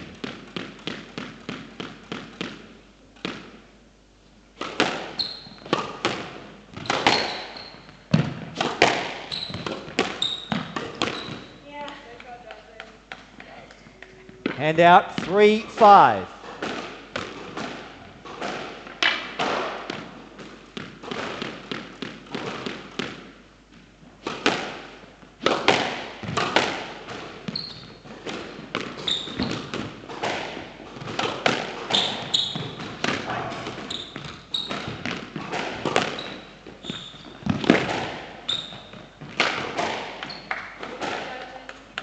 Left box.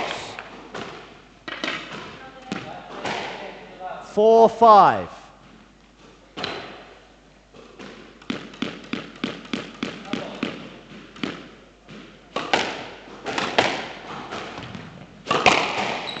Oh, yeah. 5 all, right box.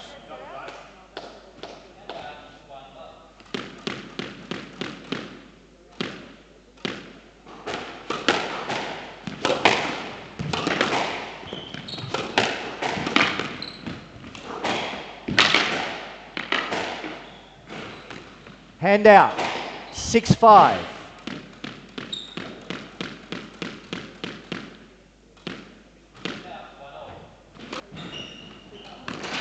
Right box 8-5.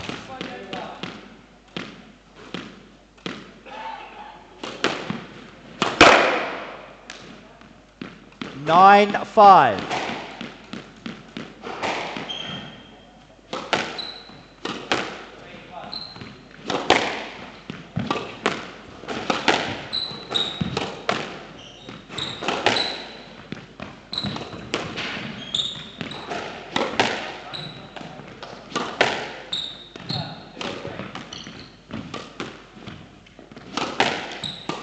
Down. Stop doing that. So stupid.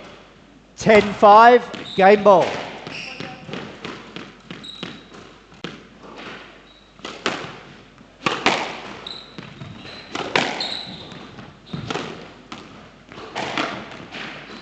Right up.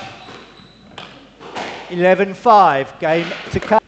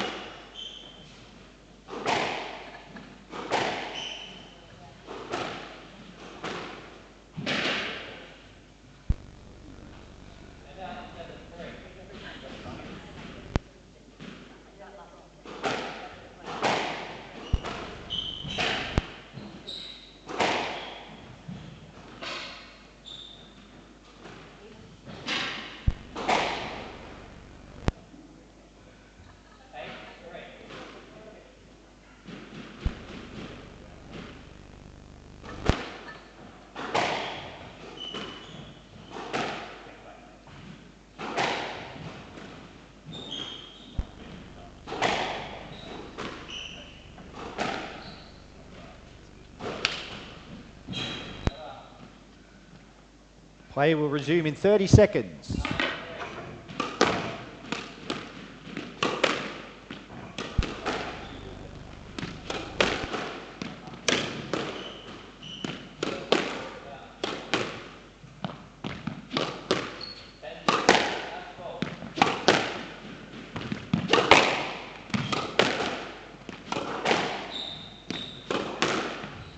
Cardwell leads 2 games to love.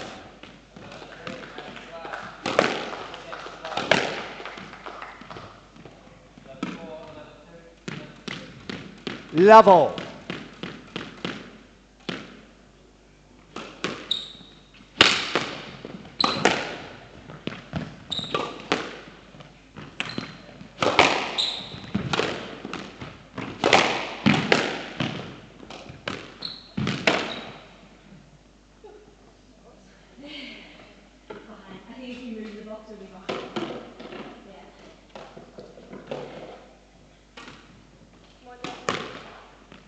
One love.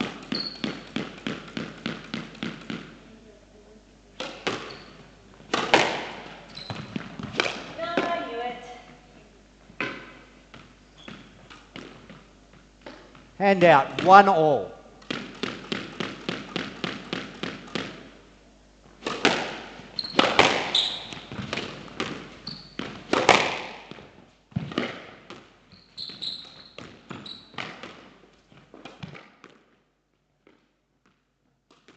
Hand out, 2 all.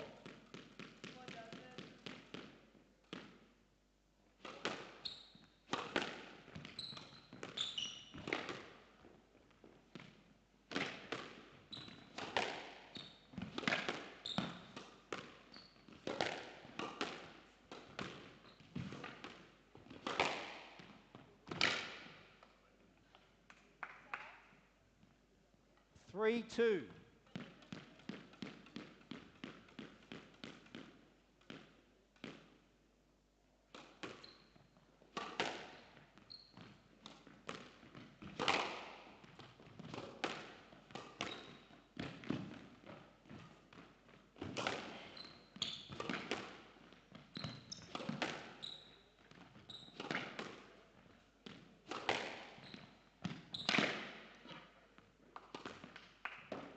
Four, 2. Right box.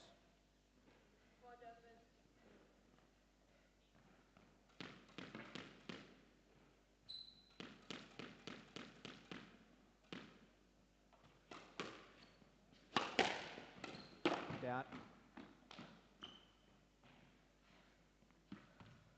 Hand out. 3, 4.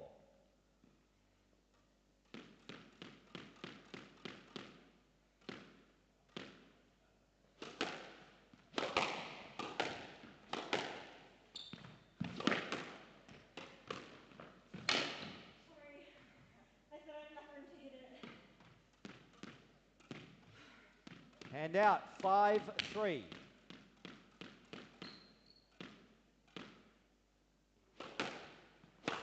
Down. 6, 3.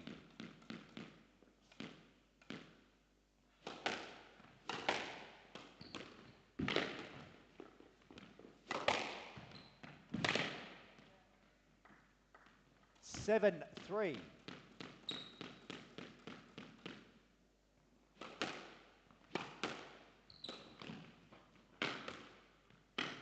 Eight, 3.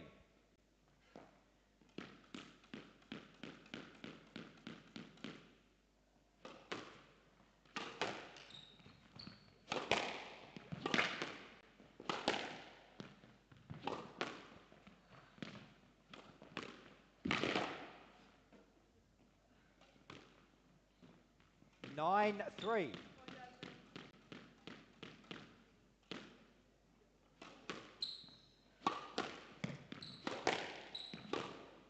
Down.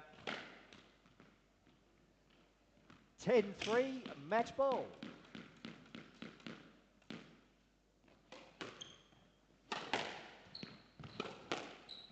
Out. Hand out, 4, 10. Match ball.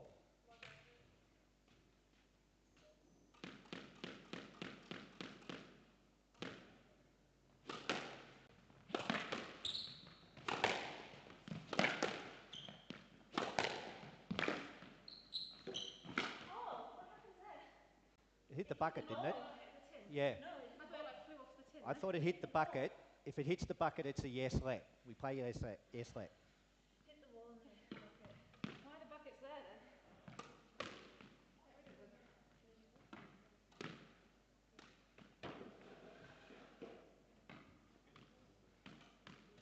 So yes let, right box, 4-10 match ball.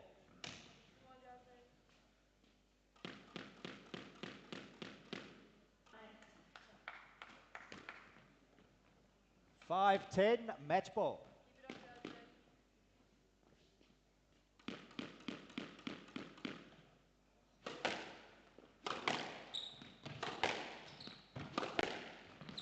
Yes let. Sorry, left box. 5-10 match ball.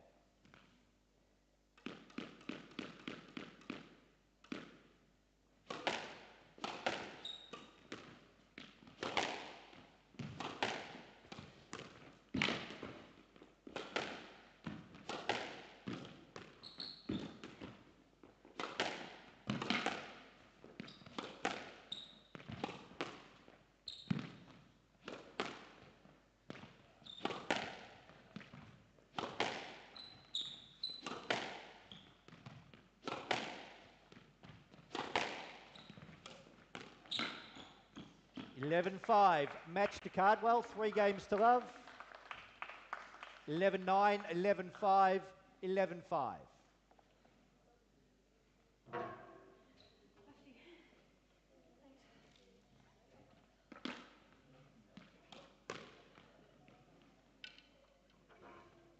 you want this ball?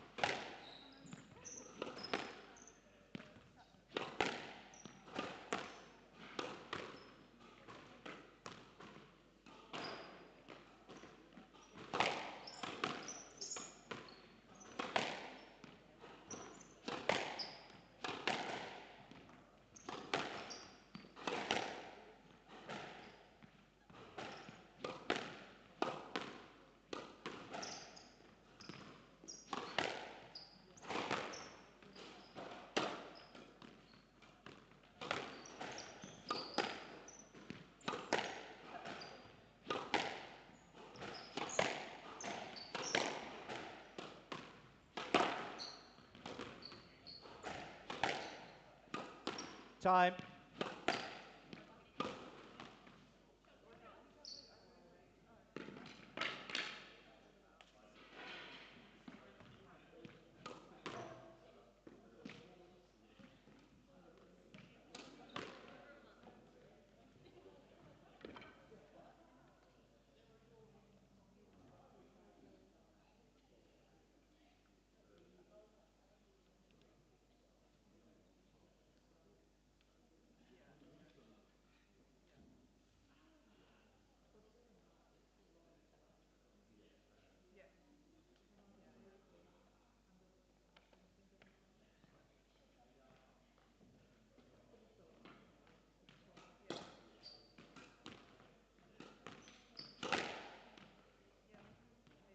Play will begin in 30 seconds.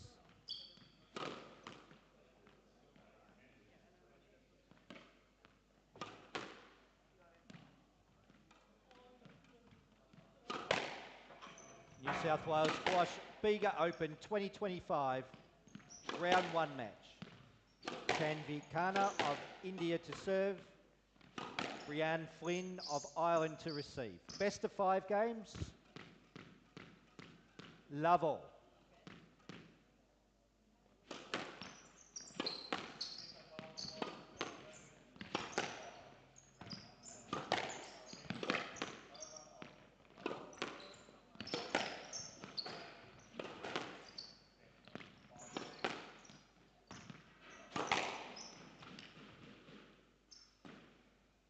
One love.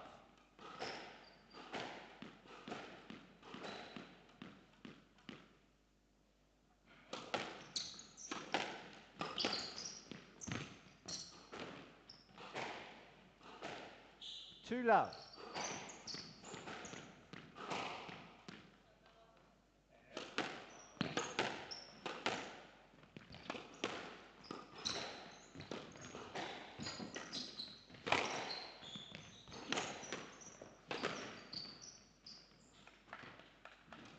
Hand out, 1-2.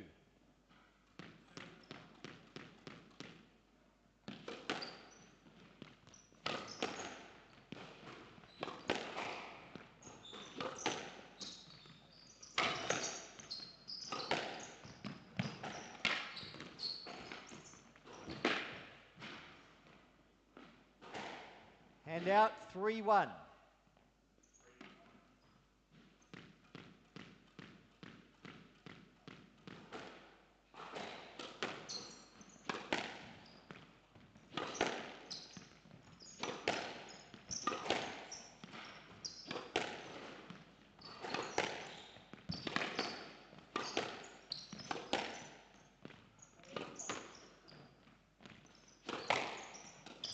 Down.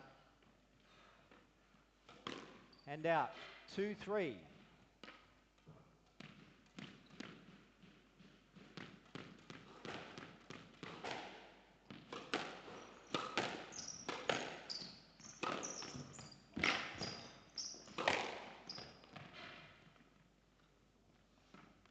And out. 4-2.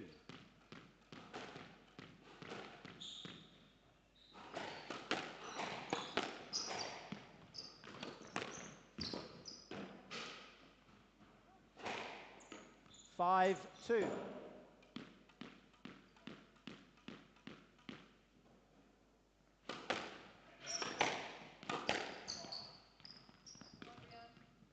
Six, 2.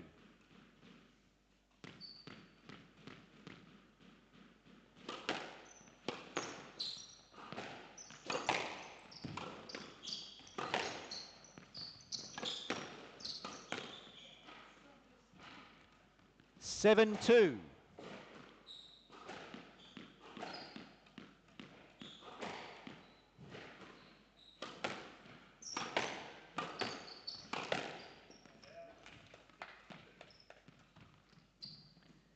And out, 3-7.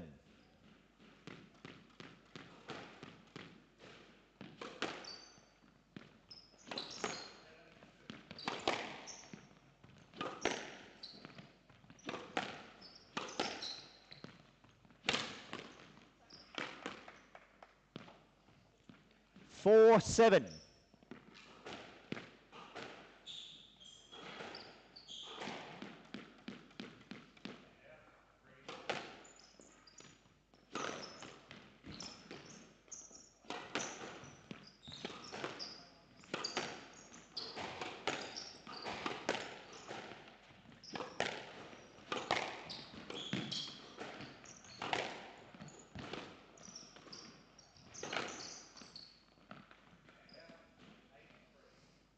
Hand out 8-4.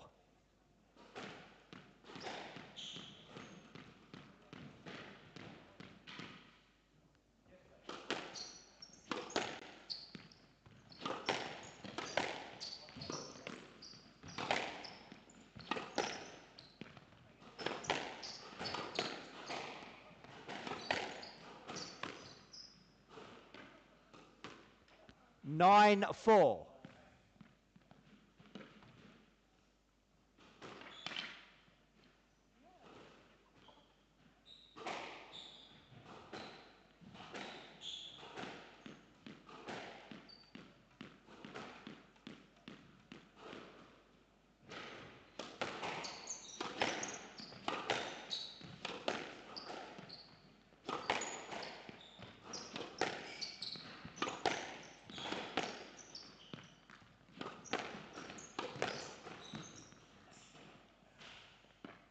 Hand out 5-9.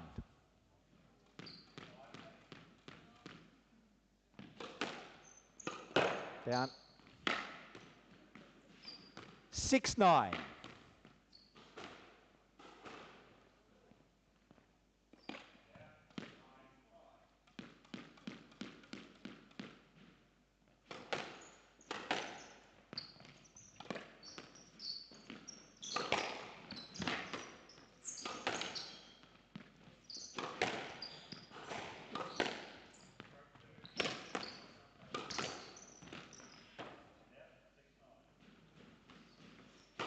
Hand out 10-6. Game ball.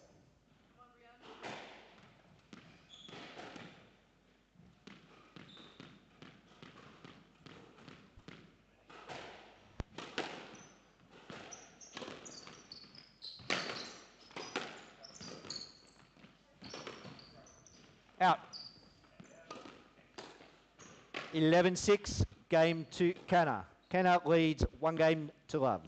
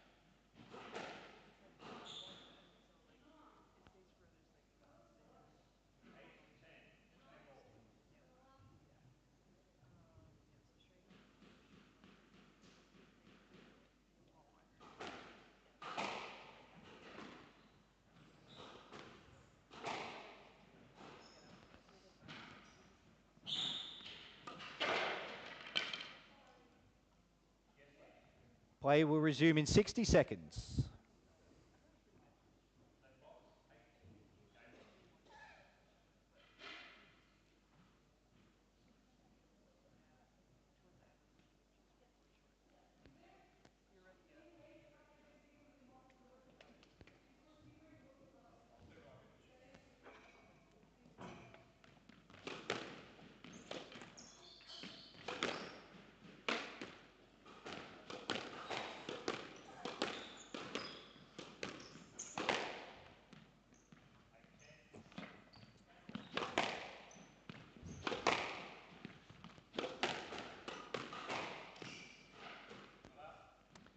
Canna leads 1-0. Lovell.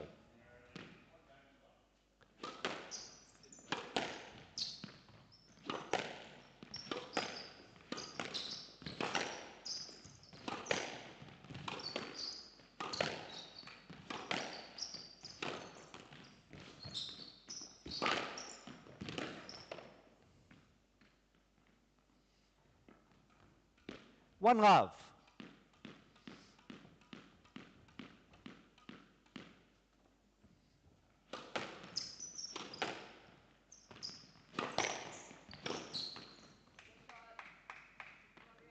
Hand out 1-1.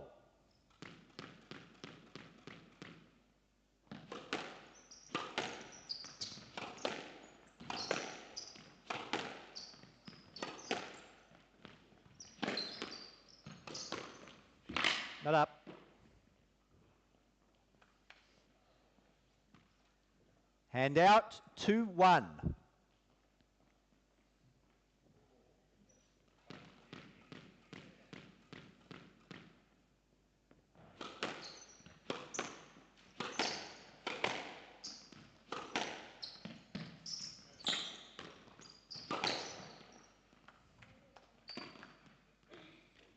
Three, 1.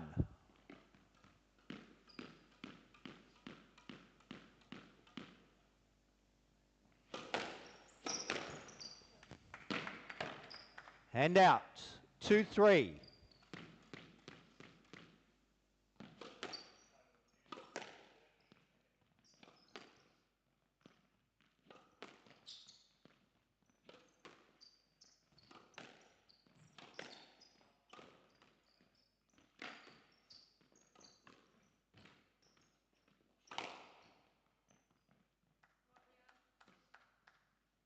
Hand out, 4-2.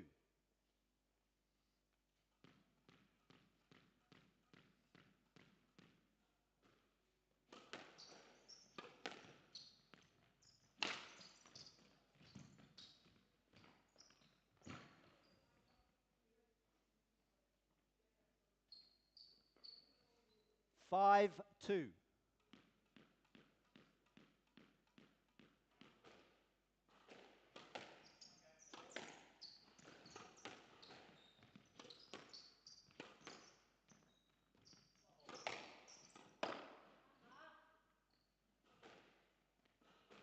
Hand out, 3-5.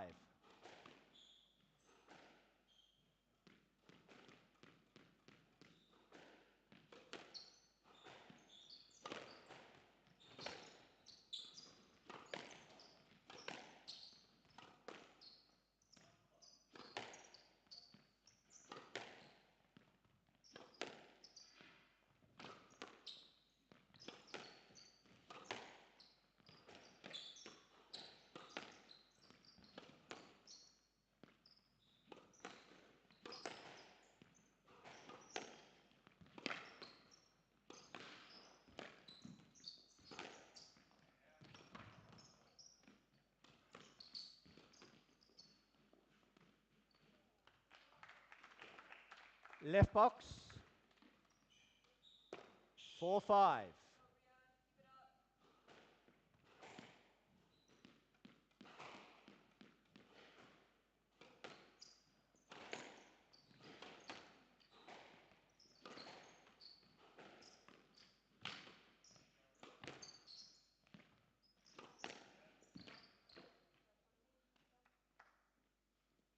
Hand out, 6-4.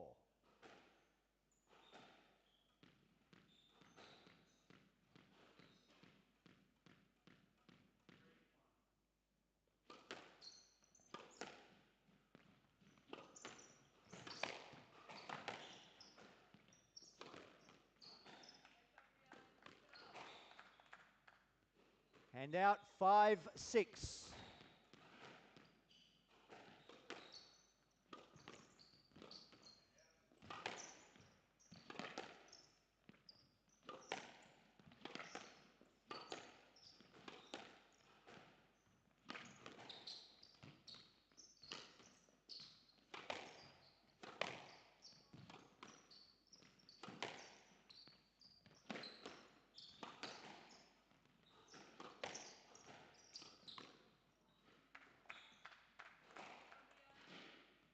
Hand out, 7-5.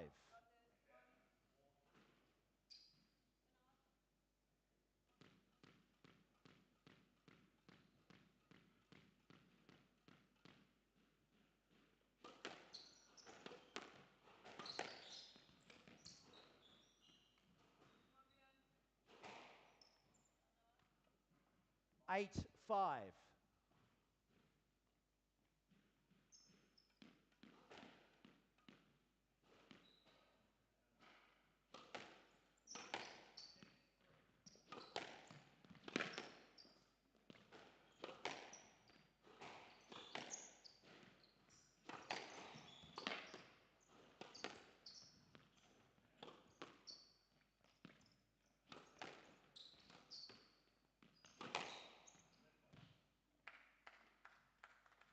9-5.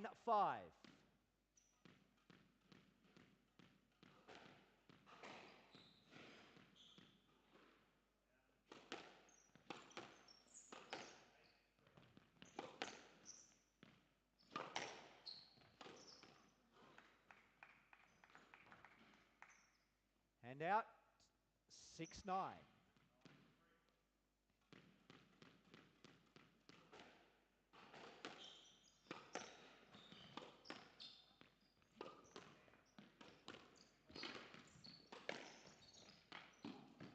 No let. The only contact was your left arm on her. No let.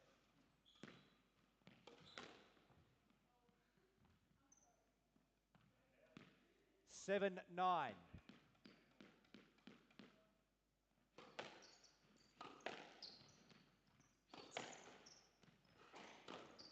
Down.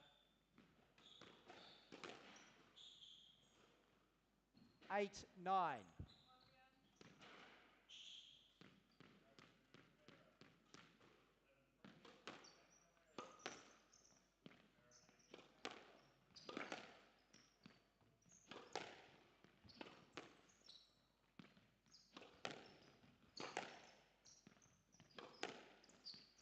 Yes, let. 8-9.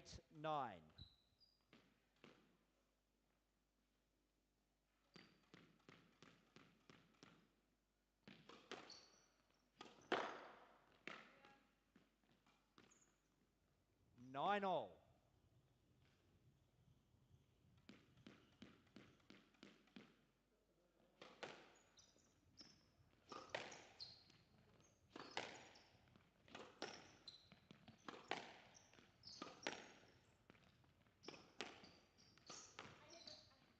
Yes, let.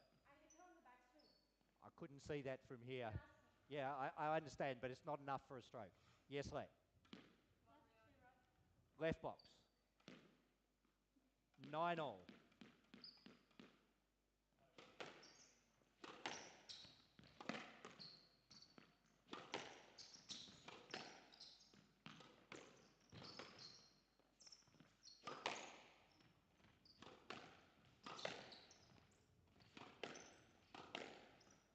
That up. Hand out. 10-9. Game ball.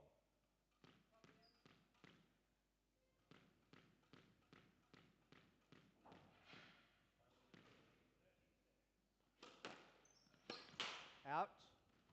11-9. Game to Kana. Kana leads 2 games to love.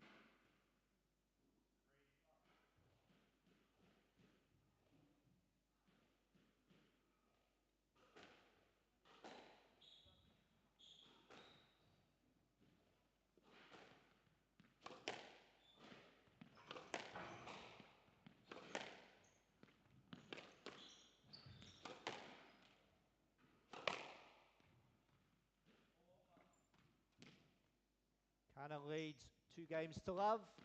Love all.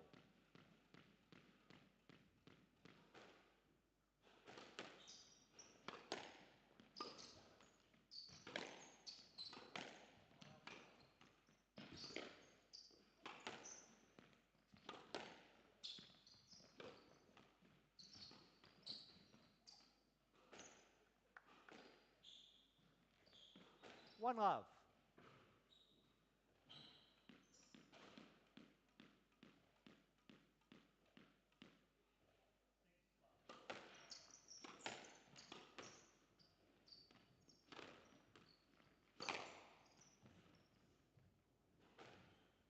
Two love.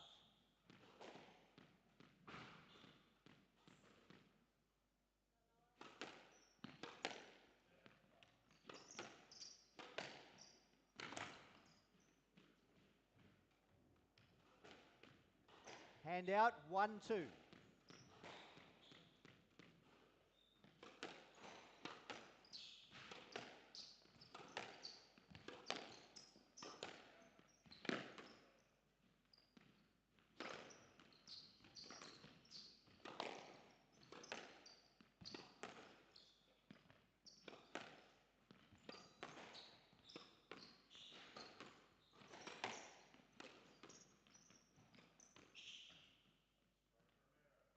Left box. 2-all.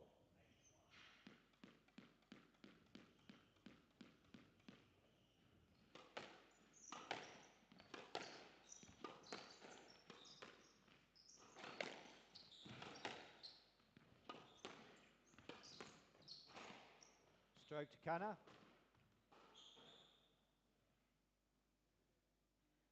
Hand out, 3-2.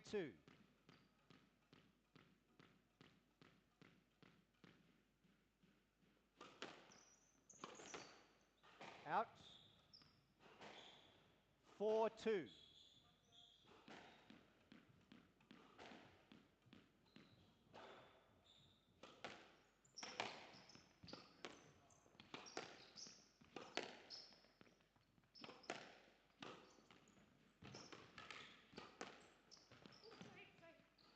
Yes, mate. Ball set up in the corner.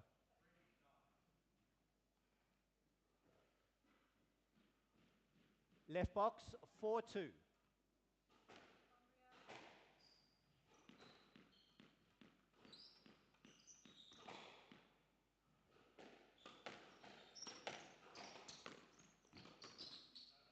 Out. 5-2.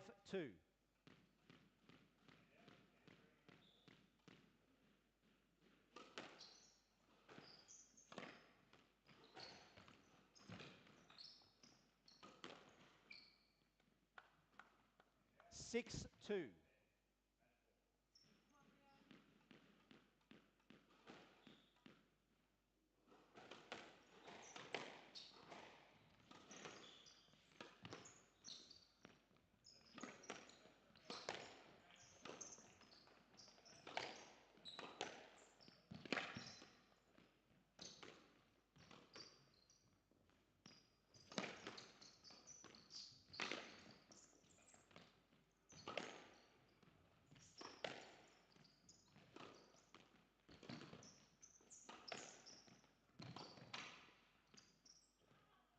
Stroke to Cunner. Right box. 7-2.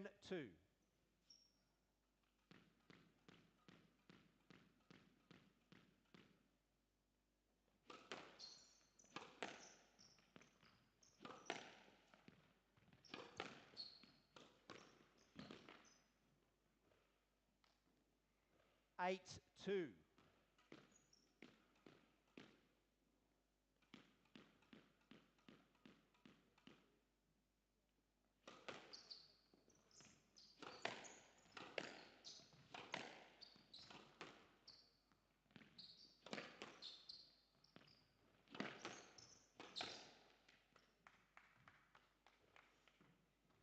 Hand out, 3-8.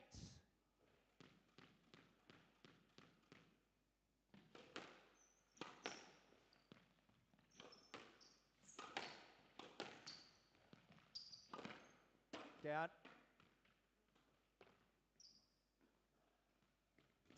4-8.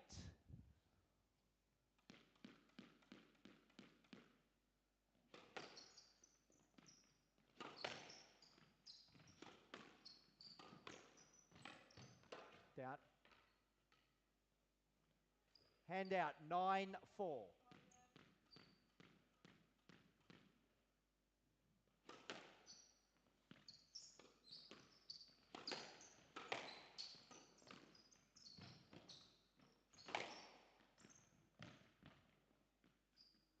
Left box. 10-4, match ball.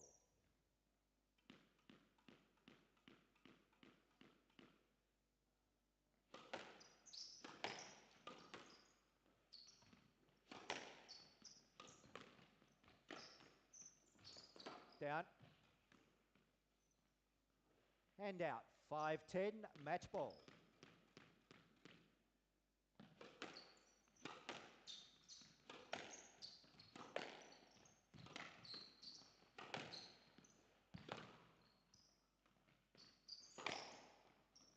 Eleven 5, match to Canna. 3 games to love. 11-6, 11-9, 11-5.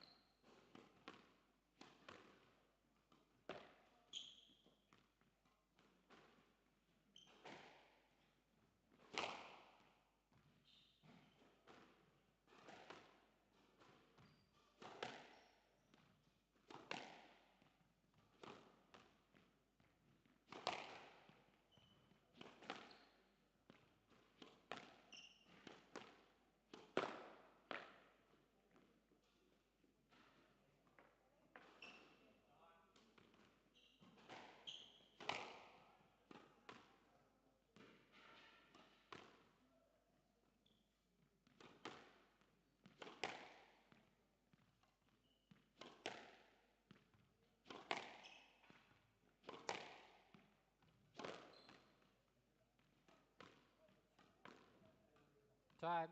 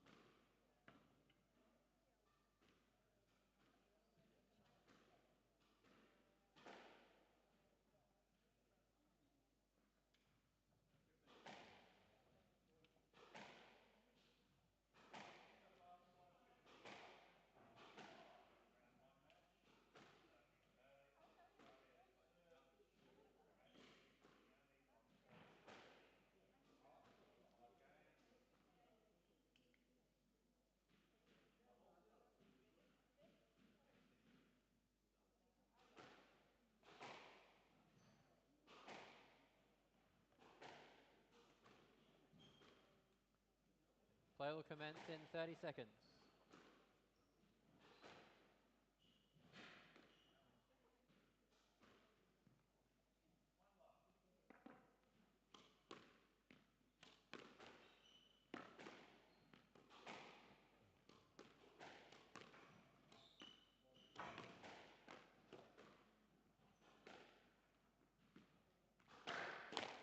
New South Wales Squash Bega Open 2025.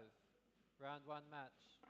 Lojayn Gohary of Egypt to serve. Tamara Holzbarova of Czech Republic to receive. Best of 5 games. Lovell.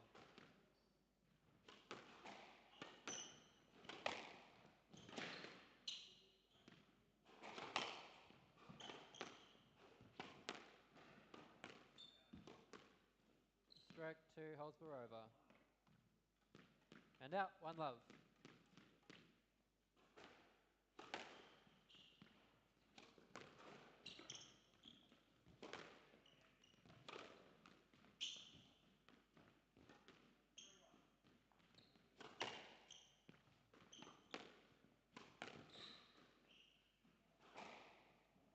And out, 1 all.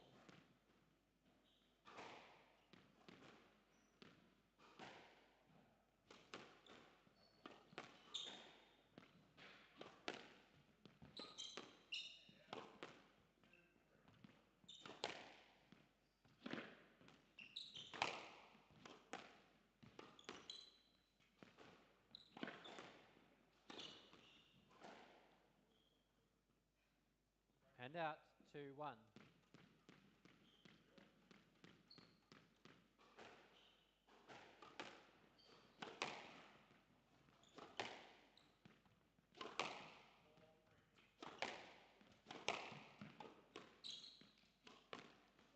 Yes, let. 2-1.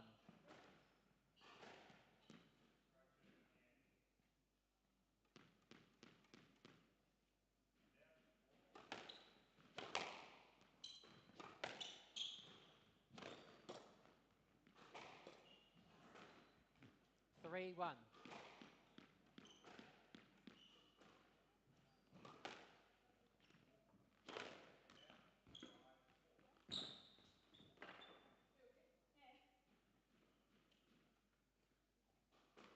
Four, 1.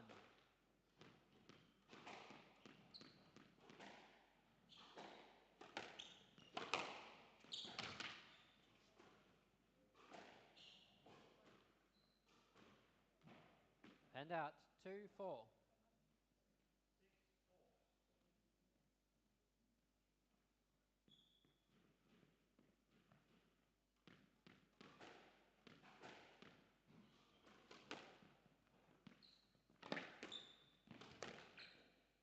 No let. 3-4.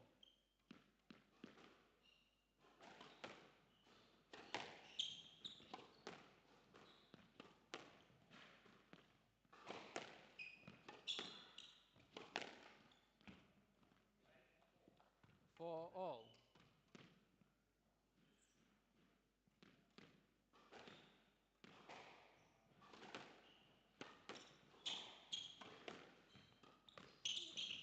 No let. And out, 5-4.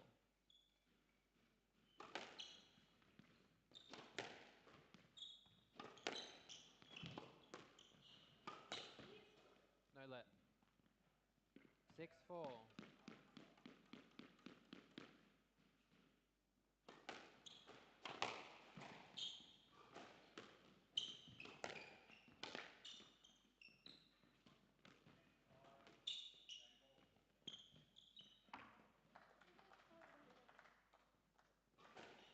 Seven, 4. Right.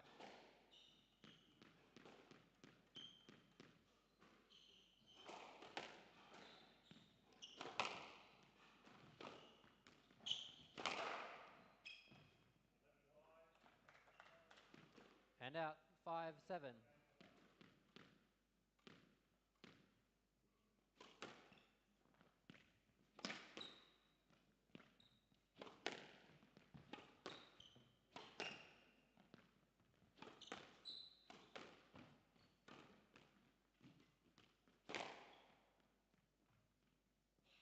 Hand out, 8-5.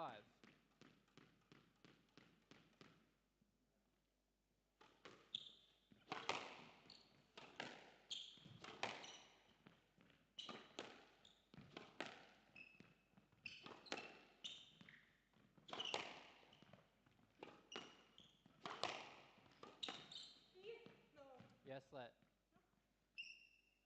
8-5.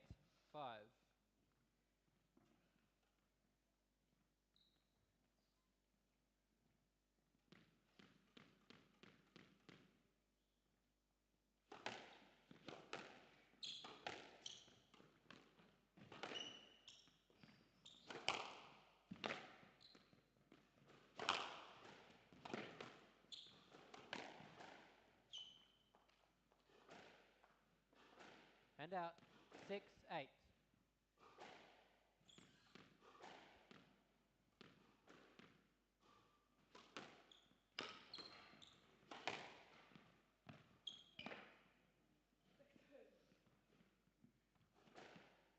7-8.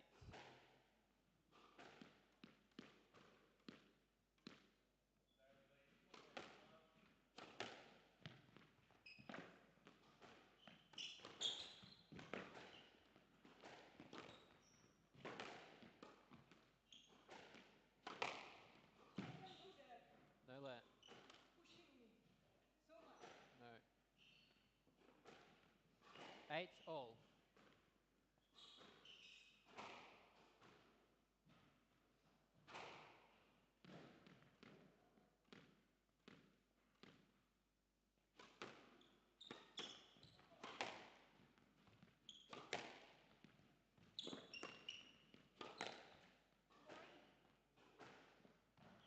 Hand out, 9-8.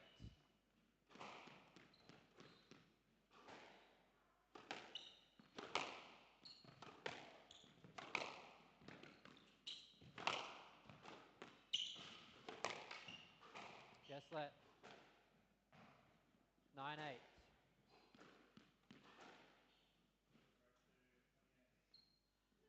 She served from the right. It's a handout. It was a handout. 9-8 from the right.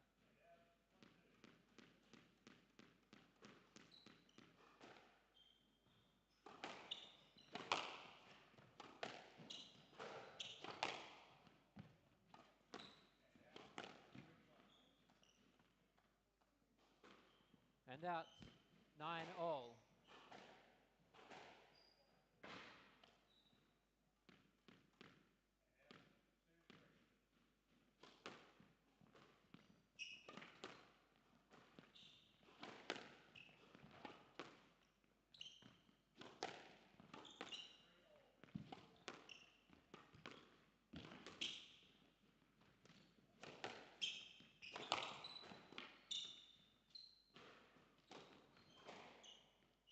Stroke to Gohary. 10-9. Game ball.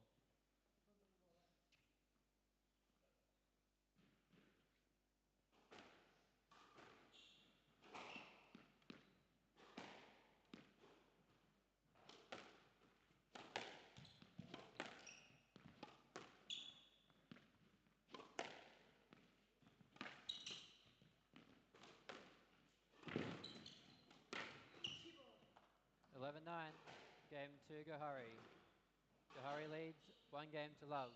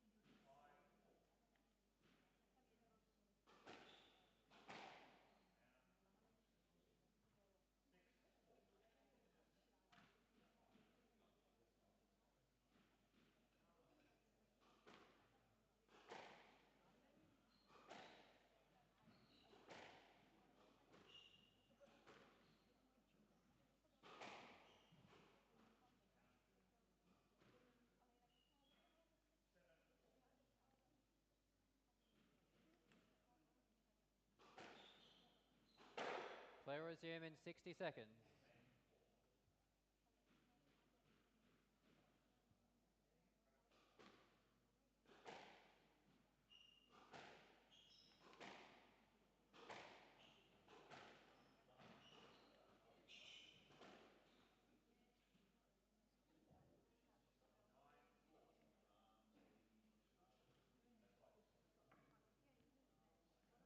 Play resume in 30 seconds.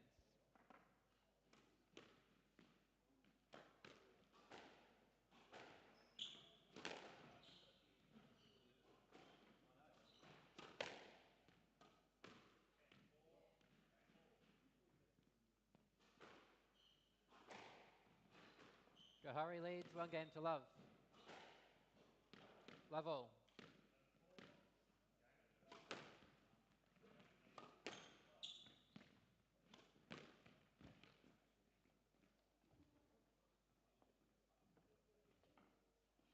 One love.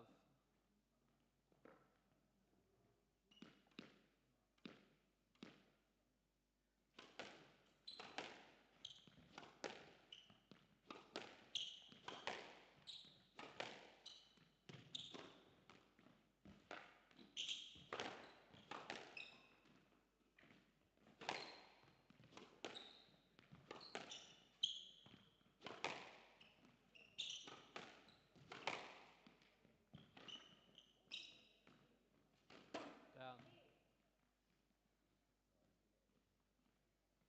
And out. 1 all.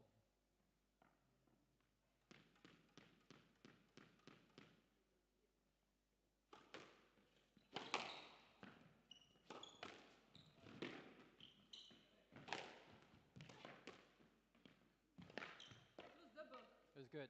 The ball was good. Are you sure? Yeah. And out. 2-1.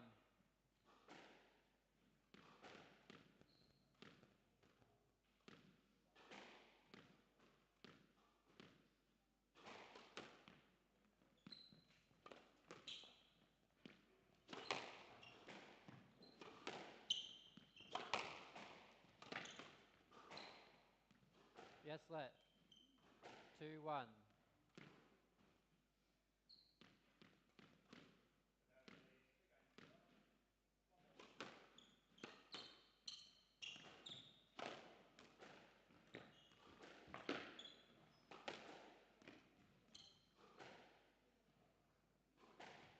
And out. 2 all.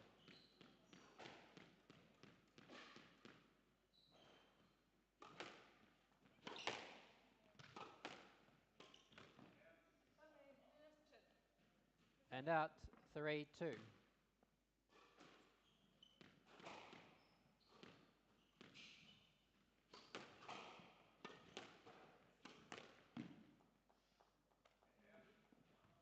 Four two.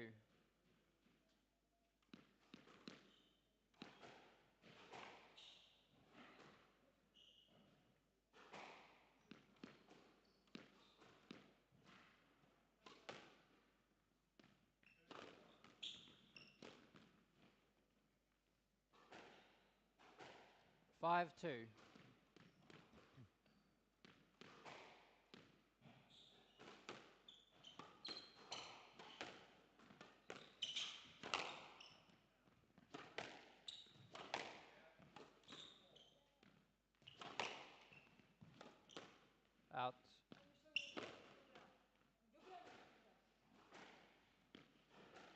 6-2.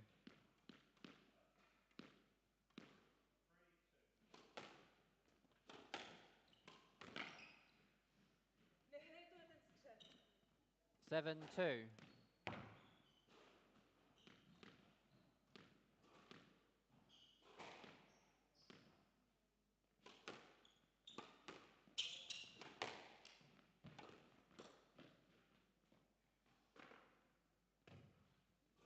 8-2.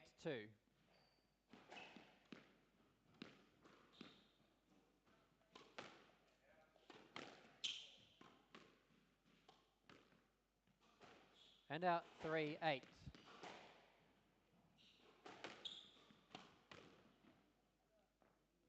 And out 9-3.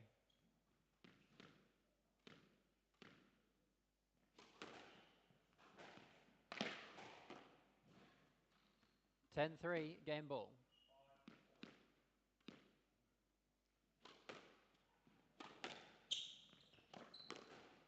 Eleven three, game to Gohary. Gohary leads 2 games to love.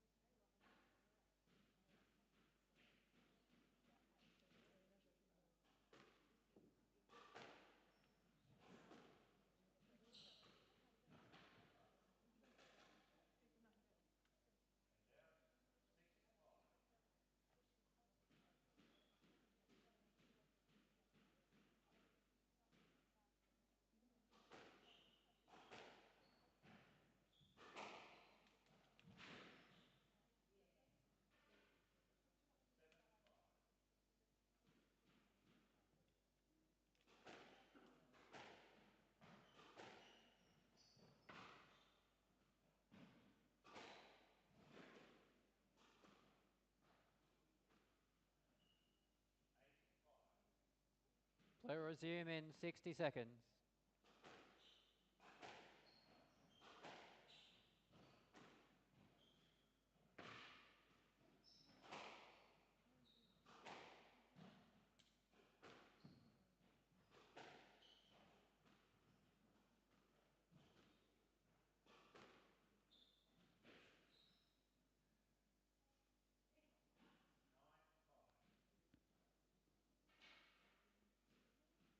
Play resume in 30 seconds.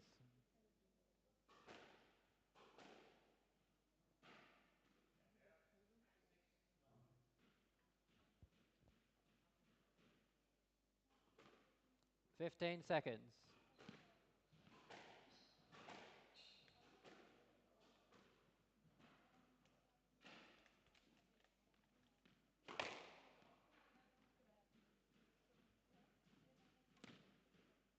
Time.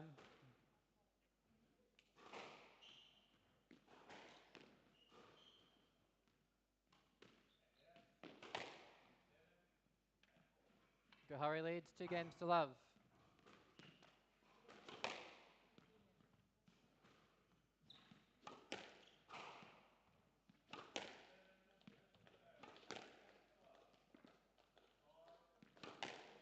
Love all.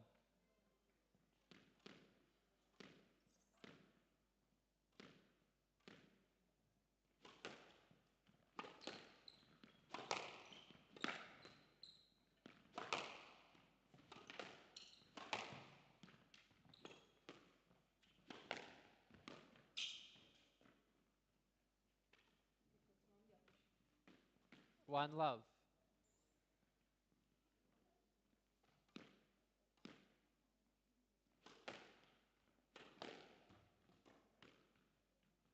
And out 1 all.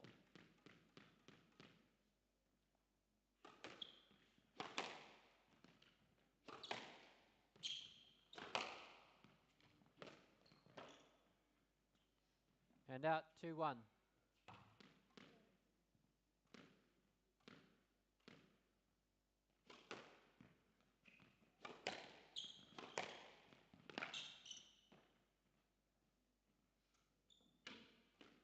3-1.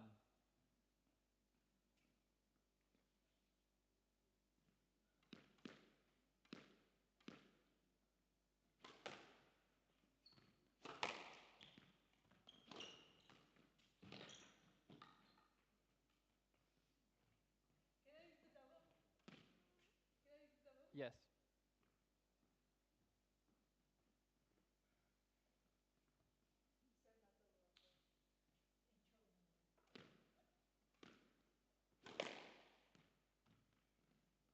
Four one.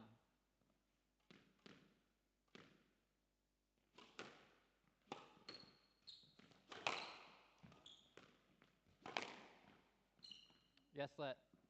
There was room. 4-1.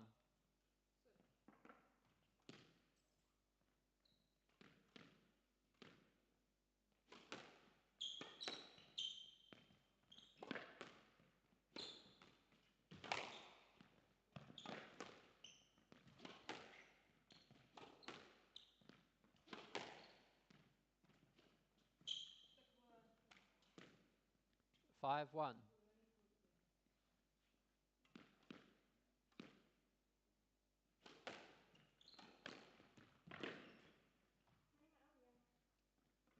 And out. 2-5. Fault. And out. No, it was high.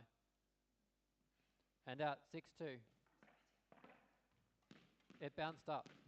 It was up. Yeah.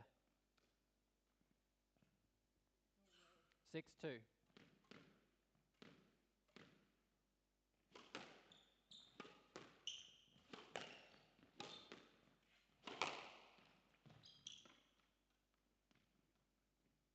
Seven two.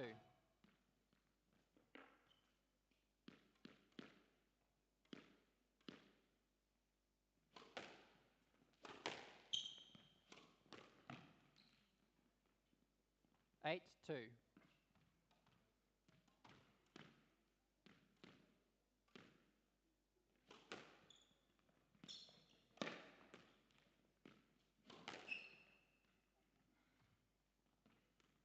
Nine two.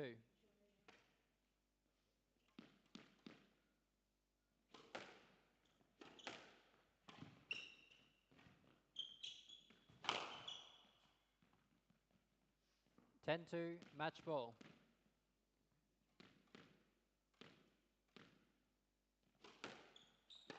Out. 11-2, match to Gohary.